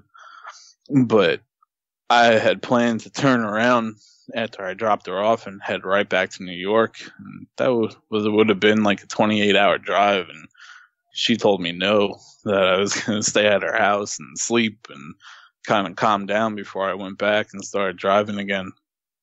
And so that's what I did. And then the next day I got up and I left and I came back. And when I hit that area where I saw that Dogman, my heart dropped and I was like, I'm going to see it again. And then it got foggy out when I was going up the mountain, and it kind of went to the point where we could only go 35 miles an hour according to those flashy lights and signs on the side of the road there, and saying fog advisory. And the whole time that we're in the thick fog driving in my car, I'm thinking one of these things is going to come right out and sideswipe my car, and it's going to throw me off the mountain or whatever. I had no idea. So that drive through that mountain until I got out of that fog was very scary and very unnerving. It was not a good time whatsoever. But that's pretty much the encounter I had on Highway 81 there. Episode 223, Kevin. Well, going back from the first time we seen it here, we were scared to death. I mean, like I said, we didn't have any way to protect ourselves or anything. And we'd seen this thing that first time. Well, we were sitting here and it kind of got into later in the year, you know, it started snowing and things. And one night the moon was real full and there was probably about 3 inches of snow out on the ground. When Tanya would go on her cycle, these things, they would stay around. This one we call Big Daddy, he's about, you know, between 7 and 8 feet tall, 3.5 to 4 feet wide. I mean, he's like everybody else's typical description. He's got the hawk legs. He's black, the pointed ears, a big long snout, sort of like the werewolf off the Underworld series that was locked up in the vault or whatever. He kind of looks like him, but he's black and silver. And his eyes, you know, that one's eyes are blue. When light hits them, they're blue. Well, the one with orange eyes, I was sitting here one night, and it was kind of the same scenario with the flashlight deal. Tanya's sitting here, and we've got these other flashlights, and she's checking them out, and she shines it out, and in the same exact spot, there was something standing there. And it was kind of the same scenario, you know, it kind of backed down and went down the creek, and she's screaming. Well, when she first seen it, I didn't see it. So I get my flashlight out. It's like a spotlight, you know, that you can focus in really good. I start shining it down through the creek here. It's in front of our RV, and about, I don't know, 75, 80 yards, I see these orange eyes coming. They come out beside the creek, and it comes up, and it goes back into the thick stuff, and then it comes back out, and there's some logs laying in the creek, like where they'd made a stepping place across it. This thing comes across, and I'm sitting here watching it with that light, and all I can see is black and its eyes shining. I mean, it gets within 30 yards of my place here, and I'm sitting there, and I seen a cat run down the road. So when I seen it, I said, kitty, kitty, kitty, and it looked straight up at me, you know, kind of locked eyes with me. And its eyes were orange as a cigarette in the night, you know, just like a burning amber when the light hit it. Well, it's like its fur absorbed the light or whatever, because I could see the grass around it, but all I could see of it was a black mass and those two burning orange eyes. And when I said kitty, kitty, kitty, it just disappeared into the grass. Well, I'm sitting here, you know, the next day comes, I get out and I walk down by the creek here and I find this circle that was probably about 8 foot in diameter that had been wallowed out. And apparently that thing, when I said that to it, or, you know, spoke, it just laid down right there and made a bed more or less. Well, we used to sleep with the door open in the summertime, you know, where it would get hot and whatnot. And I was laying up in the top above the cab, and I just woke up one night, probably about 3 o'clock in the morning. I was dead sleeping. I just had this feeling like something was watching me. Well, I turn over and look down at the door, and here's this face in my door that it was just surreal. It was black skin, you know, you could see the black skin, a short muzzle. It didn't look like the other one. And it has these big wide pointed ears on it. It was solid black, you know, and the best way I could describe it, it kind of looked like the face of a bat in a way. You know, and before I knew it, I mean, no sound, no nothing. It was just gone. Our driveway is gravel, but it's been packed down over the years where it's dirt and mud and everything washed off the bank where we've had grade work and stuff done. It was just silent. So I get up and I lock the door, and ever since then, I don't sleep with my door open or a window that's close to the ground. You know, if it's off the ground 8 or 10 feet, I'll leave that open. You know, in my heart, I know that if they wanted to get in, they could just tear the wall out or You know, they could get us if they wanted us. As long as we've been seeing these things, we've never been attacked, but we've just been scared to death by them, you know. And we'd be laying in the bed and wake up and shine a light or turn the light on, and you could see the orange eyes or the blue eyes looking in the windows. I've encountered that several times and have to wake Tanya up and get her up to come up in the top bed with me because they'd be sitting there watching us sleep. It's tore the pipes out from under our RV. I mean, we'd wake up, you know, and the camper would be shaking and wake up out of a dead sleep, and I mean, it'd be rocking like something was just tearing the side out of it. And hear this growling, like everybody else has kind of explained, a deep, guttural, bassy growl, you know. It would kind of just shake your chest, you know, when you'd hear it. And several of our neighbors have came out and asked us if we've seen or heard anything, you know. We have one neighbor, she's a retired highway patrol officer.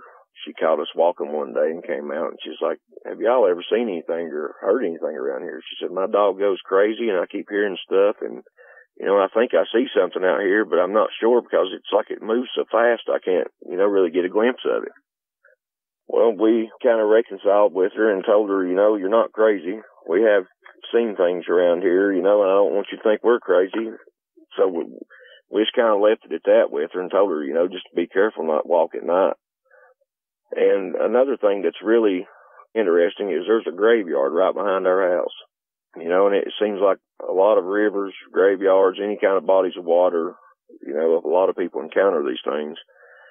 And I thought that was just an interesting factor in it, hearing all those reports where people see them around graveyards or in water. It's just really interesting. I mean, but everything around here, all the small game in this area, there's none left.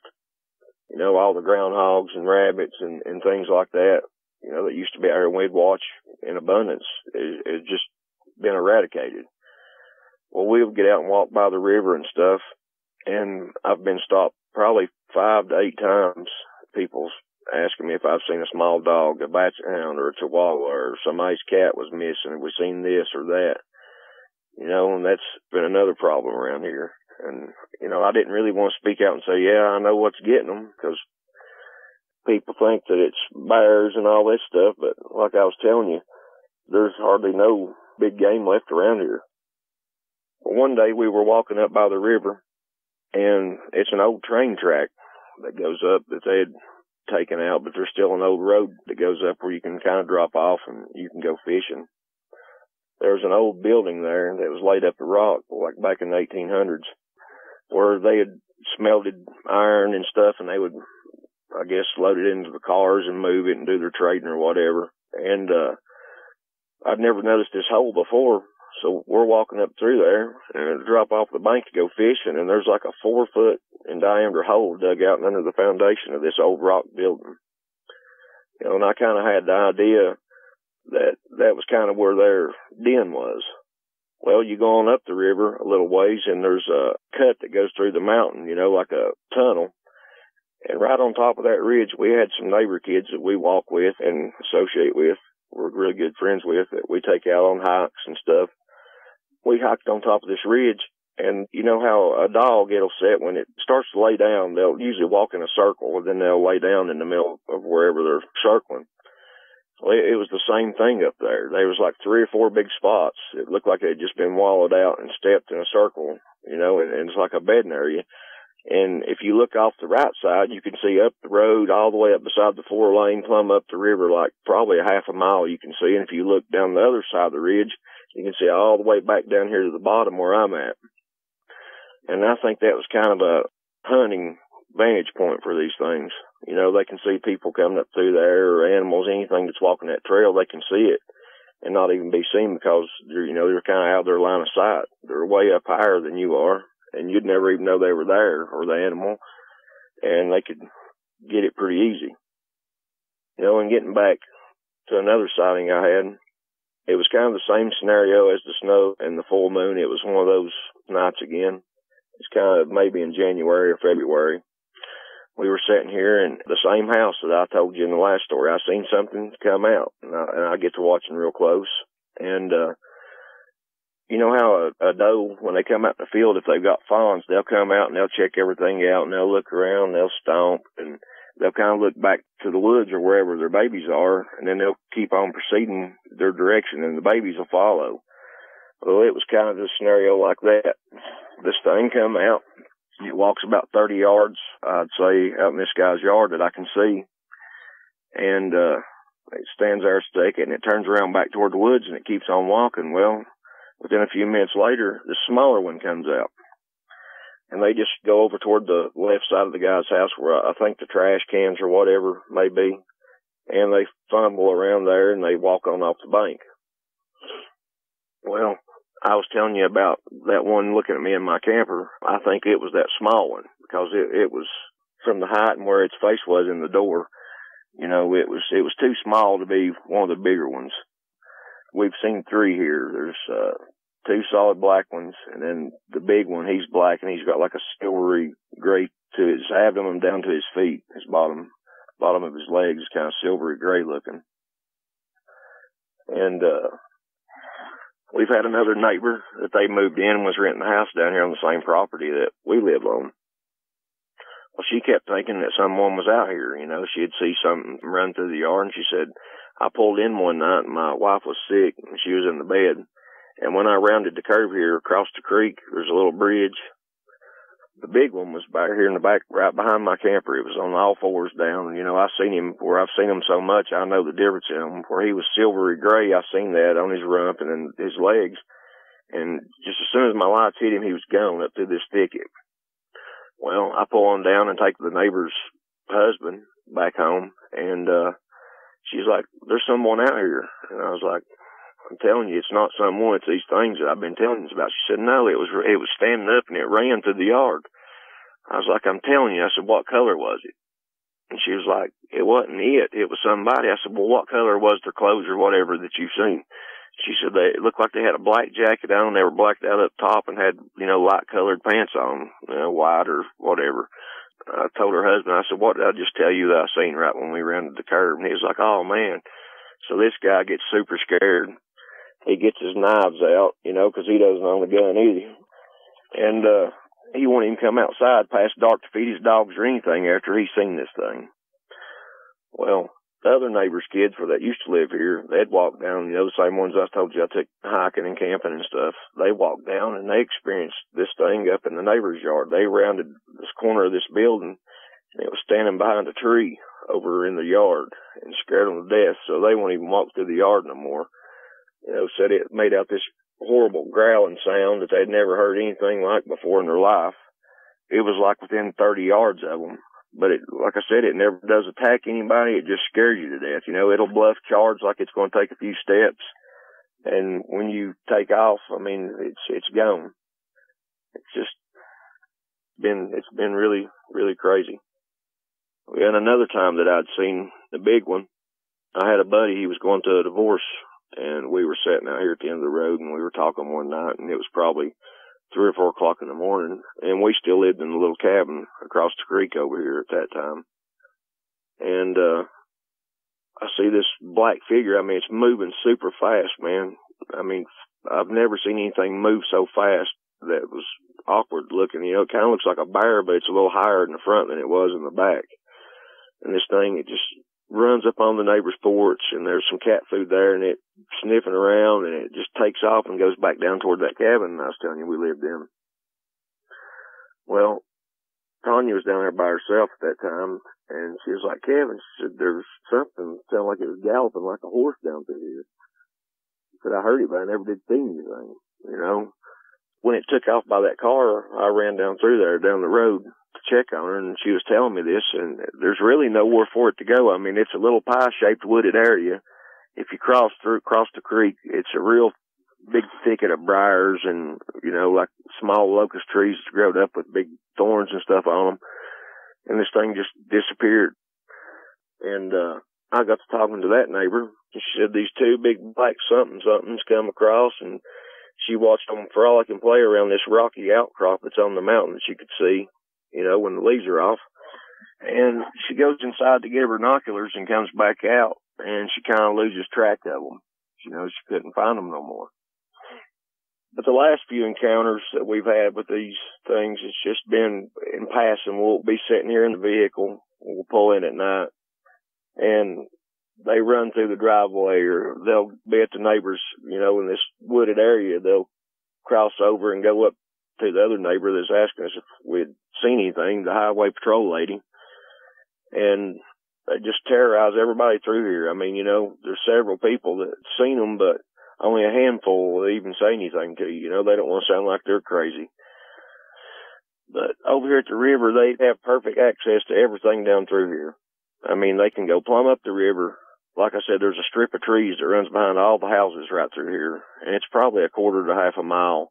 And it goes up, and they can cross the river and hit a ridge, and they can go straight to the lake, or they can go out toward a place that's called Gap Creek here and never be seen by anybody. And like I said, this little creek we live on, it used to be full of muskrats and, you know, small game. You'd see rabbits and possums and coons here every so often. There was a bunch of cats down here because the lady that lived down here before we moved in, she had a bunch of cats, and when she left, she just left them. Well, all those cats are gone except for maybe one or two. And the way this thing moves, when we first started experiencing it, all the dogs in the neighborhood, they would just cower down. It would be dead silent. I mean, you could hear a pin drop. And these ones beside of us, they would just whimper and cower, you know, and they would be quiet. And usually those are the little chihuahuas and stuff like that. You know, they'd sit and bark at anything. If a leaf fell out of a tree, they was barking at it all night long. I mean, would keep us up and keep us up. And when these things moved in, the dogs quit barking. Those did anyway. Well, now, I guess where everything's so accustomed to them moving down here, you know, I can hear when they're coming because the dog way up the river, he'll start barking, and then it'll be just a slow progression. Every dog in the neighborhood will just start sounding off till they get down here close to us, and I know that they're around, you know. They move right at dusky dark, right after dark, and right before the sun comes up, it's like they're gone. I mean, they'll come out here and we'll see them and be aggravating and scaring us to death. And like I said, 30 minutes before daylight, right before the sun comes up, they're gone. But the most traumatizing thing is, you know, like when we seen these two out here, when you see them up close, I mean, it's something that you don't get over. I mean, my wife, she wakes up sometimes still, just, she'll be in the middle of sleeping and scream no and wake up, and I'll ask her, but Tanya, what's wrong? Well, it was like looking at those things' eyes again. I just can't, you know, it does something to you.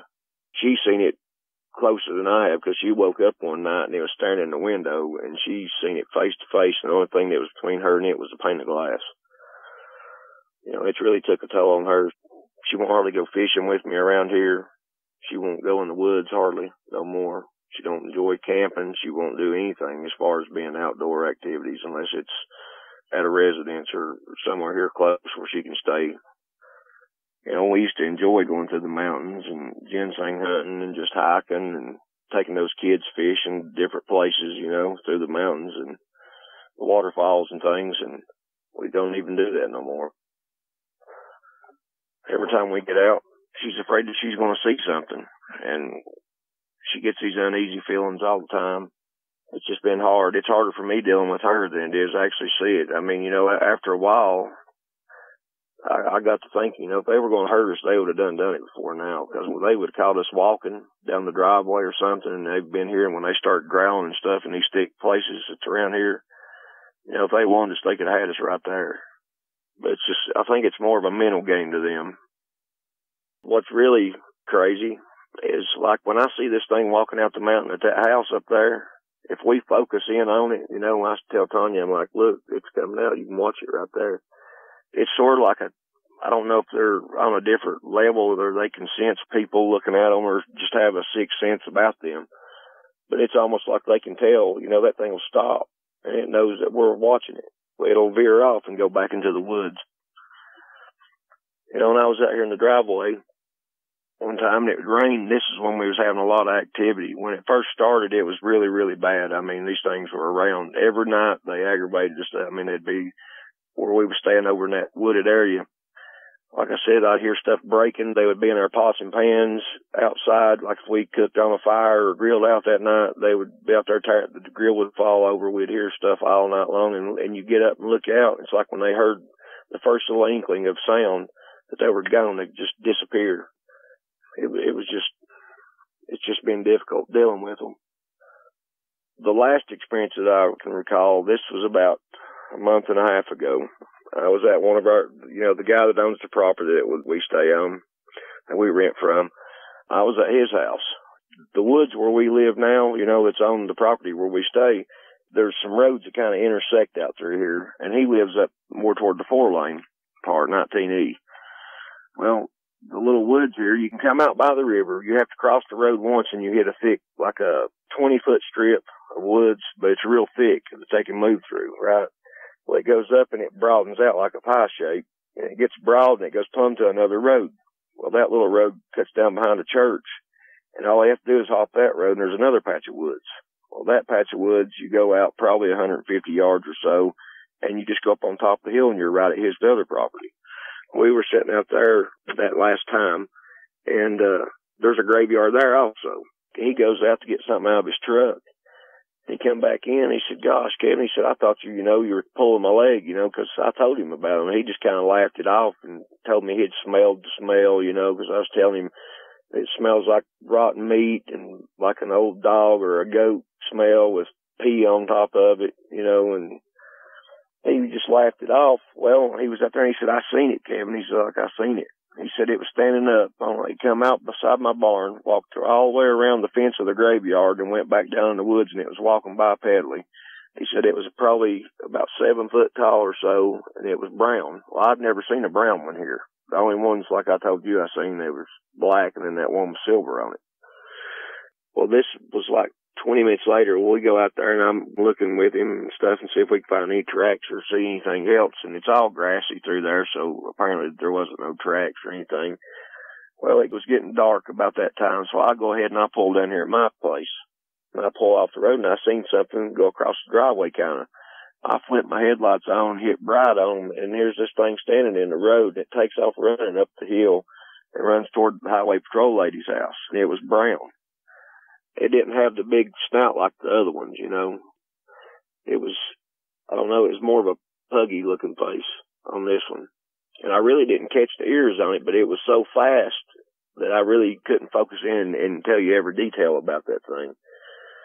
But the ones I've seen here close, everybody describes this thing to a T, except the small one that I've seen. Like I told you, it looks more like a bat in the face. It's got that smushed in snout, and it's got real wide, high pointed ears on it, and I seen that black skin around it, and its eyes were just, I don't know, it just, when I looked at its face, it just a moment of dread to me, It's like it was pulling my soul out. I don't know, I just felt so weird, and that thing, then it was gone within a second.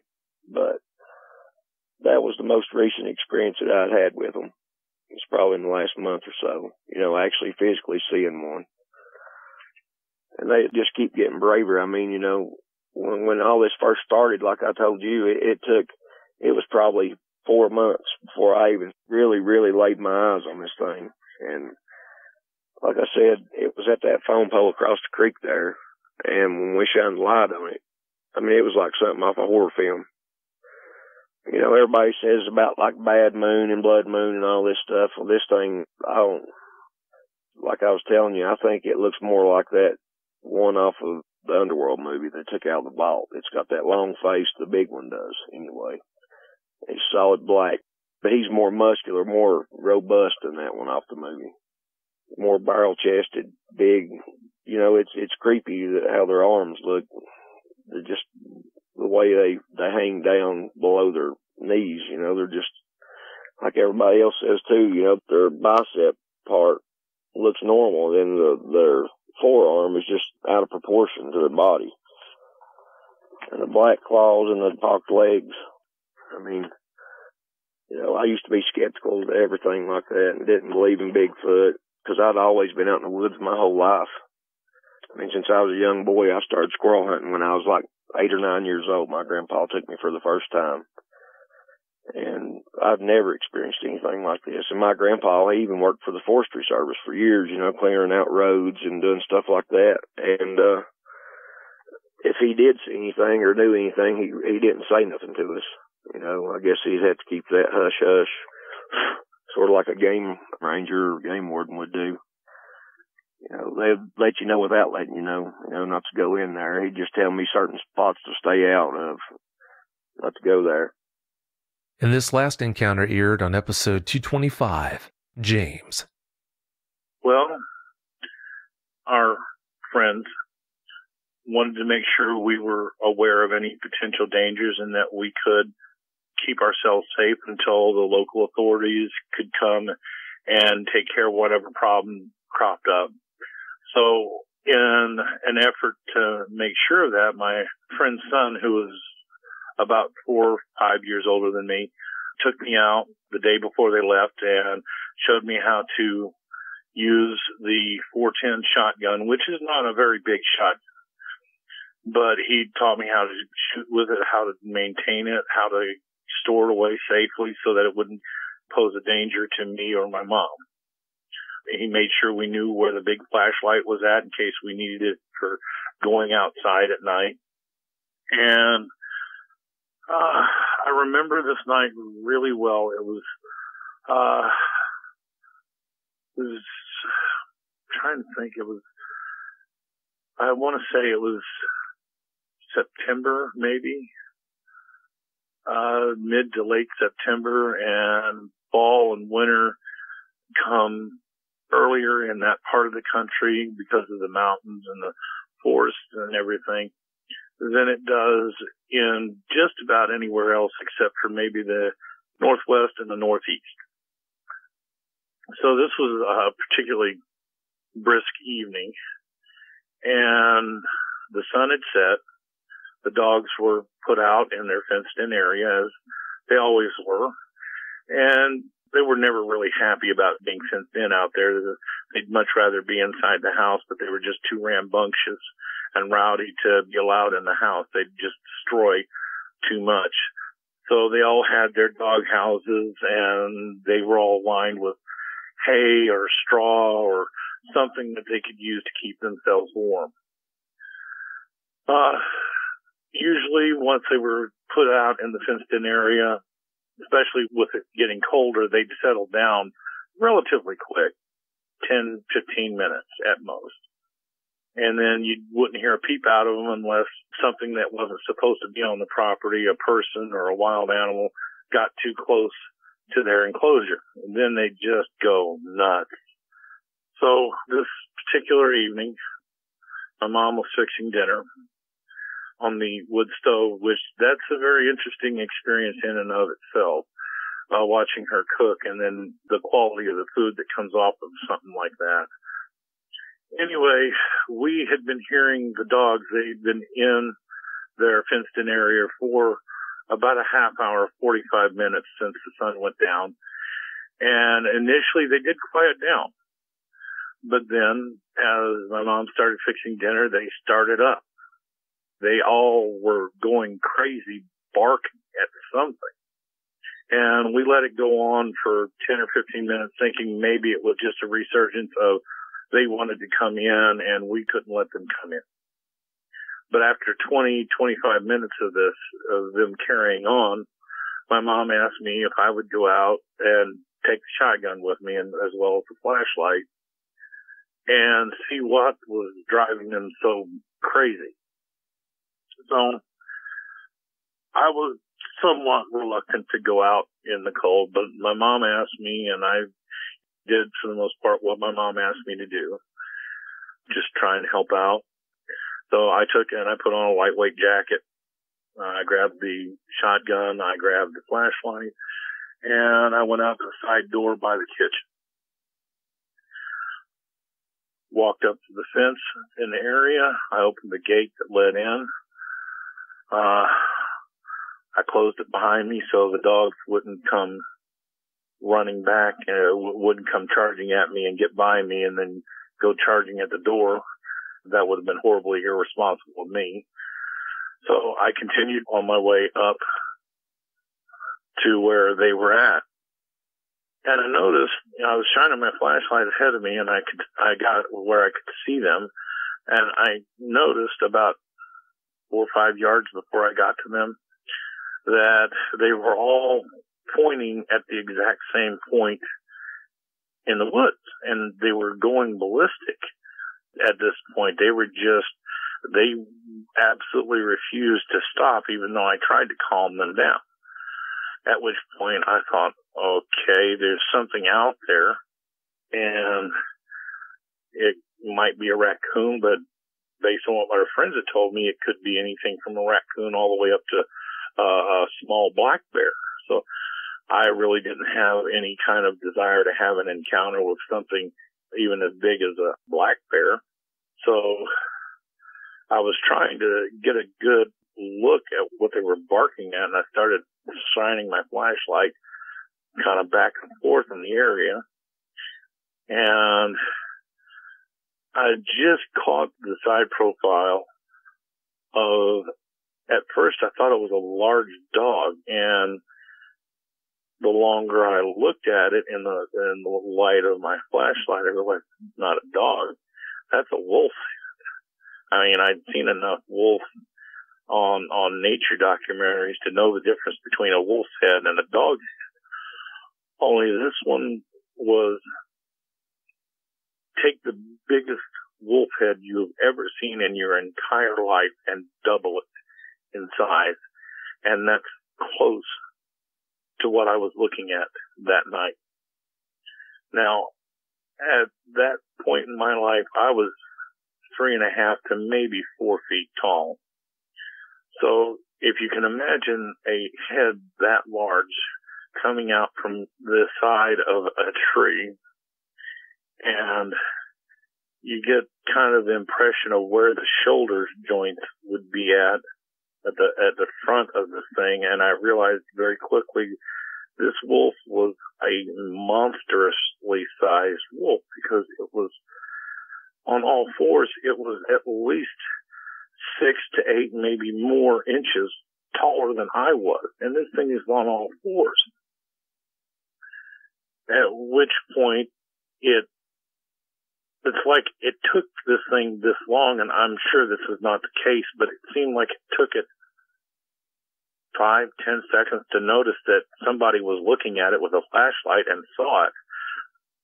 And then it just kind of let out this gut-wrenching, kind of deep from the bottom, from the pit of your stomach, kind of growl / snarl.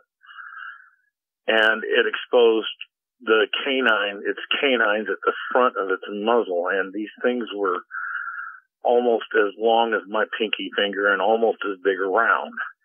When it did that, the dogs all immediately shut up and began whimpering, and they all tucked their tails between their legs, because it dawned on them at the same moment that it dawned on me that what we were dealing with was something out of the ordinary. Something that we were dealing with what initially I thought was just a rather large wolf that had been alive for a very long time. Is the only thing I could think of, the only way I could think of it being that big. The only explanation that made sense to me at that time. I managed to get the dogs to start backing away from me, and I'm not sure it was me that caused them to start backing away, or they just started doing it on their own. But as soon as I saw them starting to take steps backwards away from this thing, I decided they're not going to protect me from this thing. The best I can hope for is that they'll slow it down long enough for me to get back to the house if it decides to charge us. Then, as it started to approach us,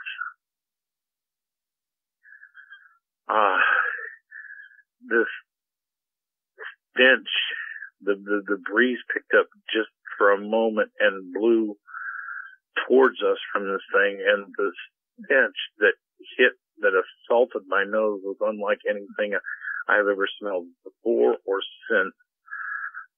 I'm not sure I can accurately describe it, but it was a combination of urine, feces, and something else I don't even have a word for, but it was a combination of 2 or 3 different odors, and it just reeked of them.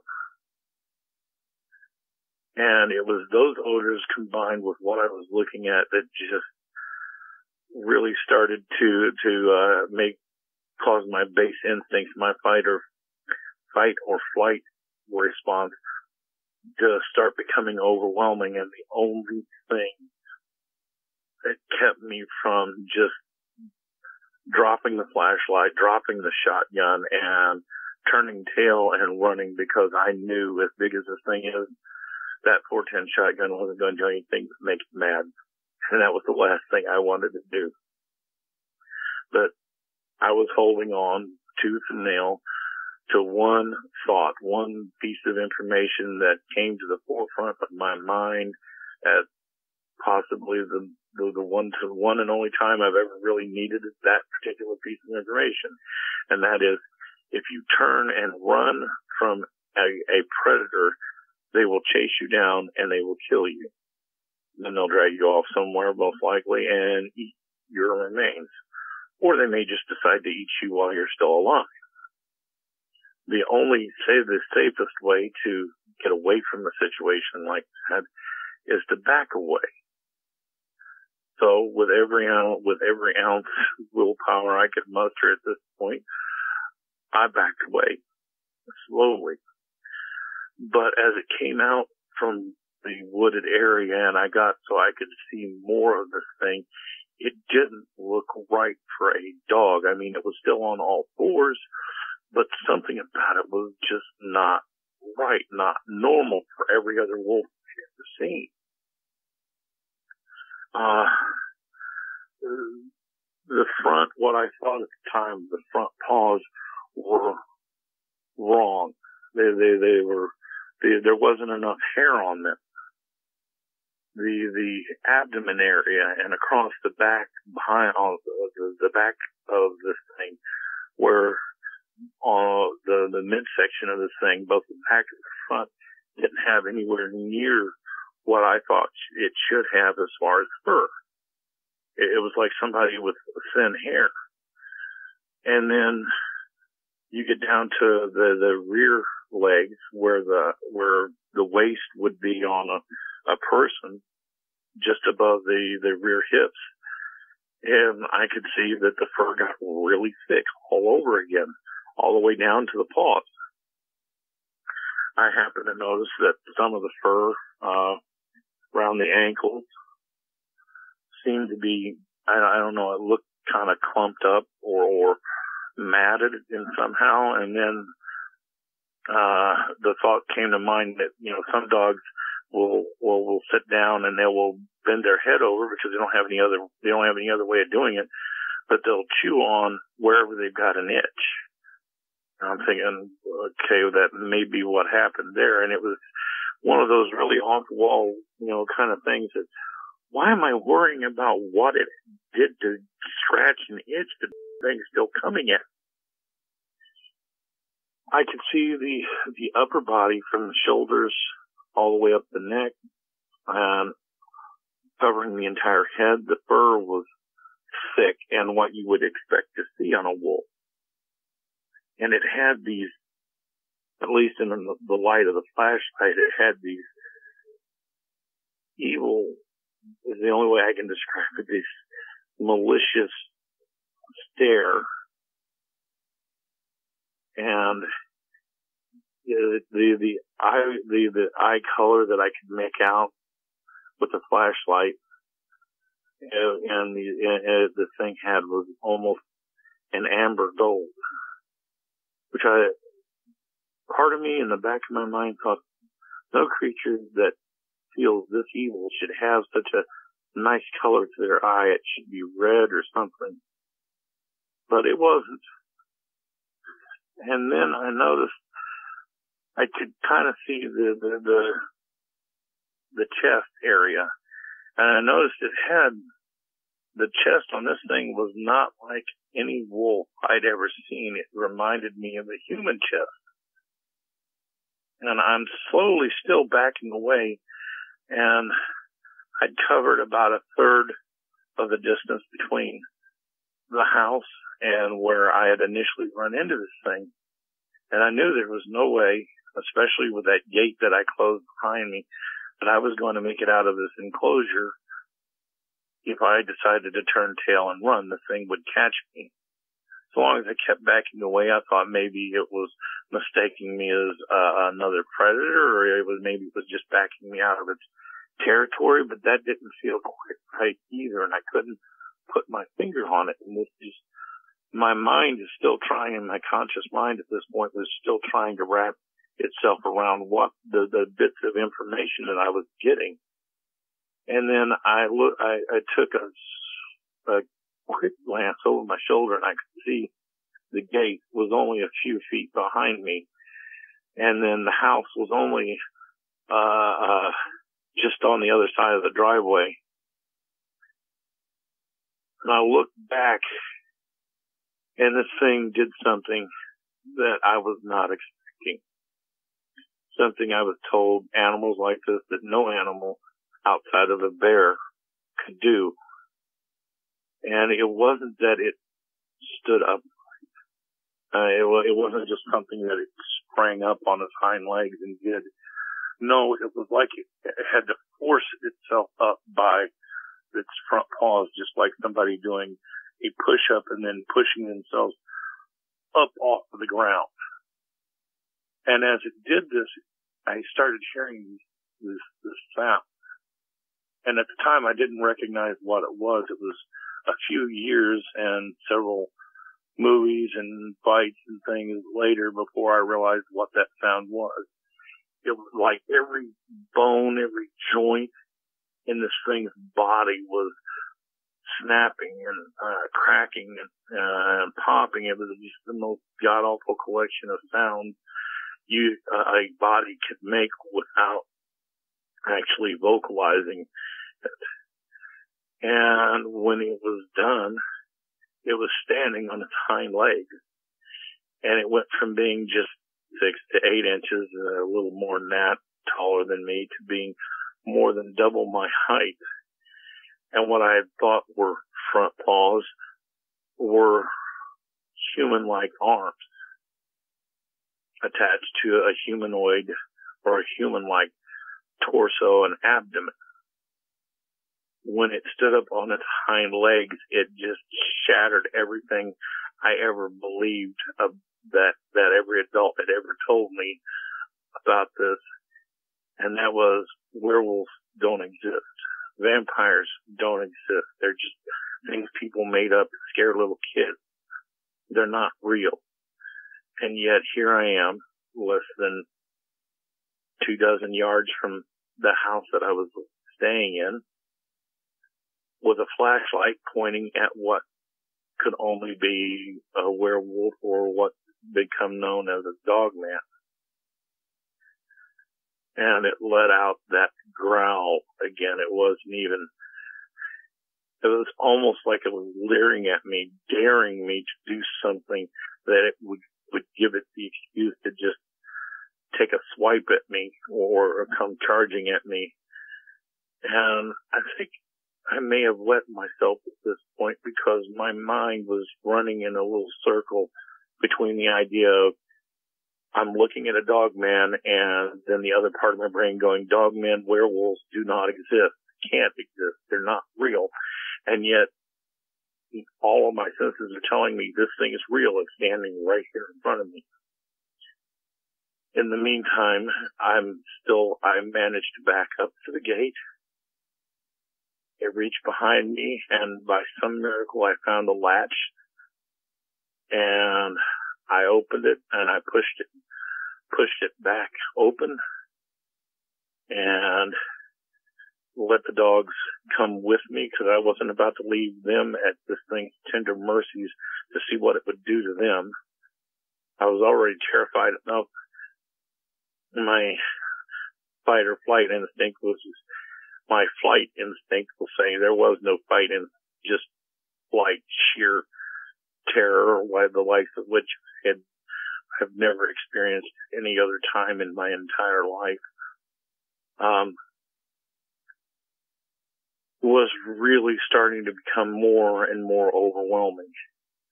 And I got maybe halfway, 2/3 of the way across the driveway with this thing still walking towards me now on 2 legs instead of 4. My mind in just absolute utter shock, unable to form a coherent thought or put 2 words together in a sensible fashion, because my nightmare has become reality, and I have no way of explaining this to anyone. At that point, when my conscious mind lost the ability to do anything but run in a circle, my instinct to run took over, and at which point the dogs followed suit. I ran for the kitchen door. Thank God I hadn't let it shut all the way, because I hit it with enough force I probably would have taken it off of its hinges trying to get in the house. Needless, that was not necessary. I do remember I hit it. I got through. I let the dogs in, and I remember looking back and saw that the thing was starting to pick up its pace and come straight at me. And I remember slamming the door shut behind me. My mom was irritated because I'd let the dogs in. She thought I'd let them in by accident, but that wasn't the case. And I'm sitting there, I'm trying to think of what can I tell my mom, fully expecting that monster to slam against the door or the side of the house at any moment. And I'm sitting here going, what can I tell my mom? She'll never believe what I saw. And my mom said, she asked me the logical question, which was, because she took a look at me and she saw the state I was in, and she asked me, what was up there? What did I see? And I decided to take the safest route that wasn't the whole truth, but it wasn't necessarily a lie. And I told her I saw the biggest wolf I have ever seen in my entire life. And I could hear the rest of the pack moving around in the woods, but I couldn't see them. And I didn't want to leave the dogs out there where a wolf pack could get to them. So she opened the door. She moved me out of the way, and she went to open the door, and all I could think, I turned around and tried to stop her, thinking, oh God, don't let her open the door, because that thing's on the other side. Then she'll know I lied to her. She opened the door, and it was gone. And for years, I couldn't figure out why it had simply vanished. It had me dead to rights, could have killed me at any time, and that was another thought that was going through my mind while my conscious mind was going in circles. This thing's is toying with me, and it's going to kill and eat me at any moment, and it didn't. And for years, through my teens, into my 20s, anytime I would think about this particular incident, I could not fathom a reason why this thing didn't do what I thought predators were supposed to do. They find a prey item, they track it down, they hunt it down by whatever means is, whatever their MO is. Mountain lions hunt by stealth. Bears are more, herbivores than anything. But this thing didn't do anything a normal predator does. And, I had, God, probably a decade later, I was still having the occasional vivid nightmare that would wake me up out of a sound sleep. And then I'd have to sit there for a couple hours in the dark, running this over in my mind to get my mind to calm down understand that I was no longer 11, that this thing was not outside my door or my window, that I was safe because I was living in the city. I wasn't living outside the city. I wasn't even living in the suburbs. I was living in the downtown area of the city that I'd moved to, which was more than halfway across the country, and that I had nothing to be afraid of here other than maybe getting robbed or mugged on the street by a perfectly normal, ordinary human being. But trying to logically face this and trying to fight emotion as primal as what I experienced, sheer terror, the absolute, the knowledge that I had in that moment that my life was about to come to an end, and try and fight that with logic, and logic loses out almost every time. Now, it's been years since that happened to me, and as I said, time does have a healing effect. I quit having the vivid nightmares about this thing, and I have, to a certain extent, been able to come to terms with it really did happen to me. I didn't dream it up. It wasn't a figment of imagination. That it was real. It did happen to me. And that for some reason unknown to me, until recently, some reason I didn't understand, it didn't do anything I expected, or I would have expected a predator to do. I was obviously the prey item. So were the dogs. It could have killed and maimed all of us, for all I know, without a second hesitation.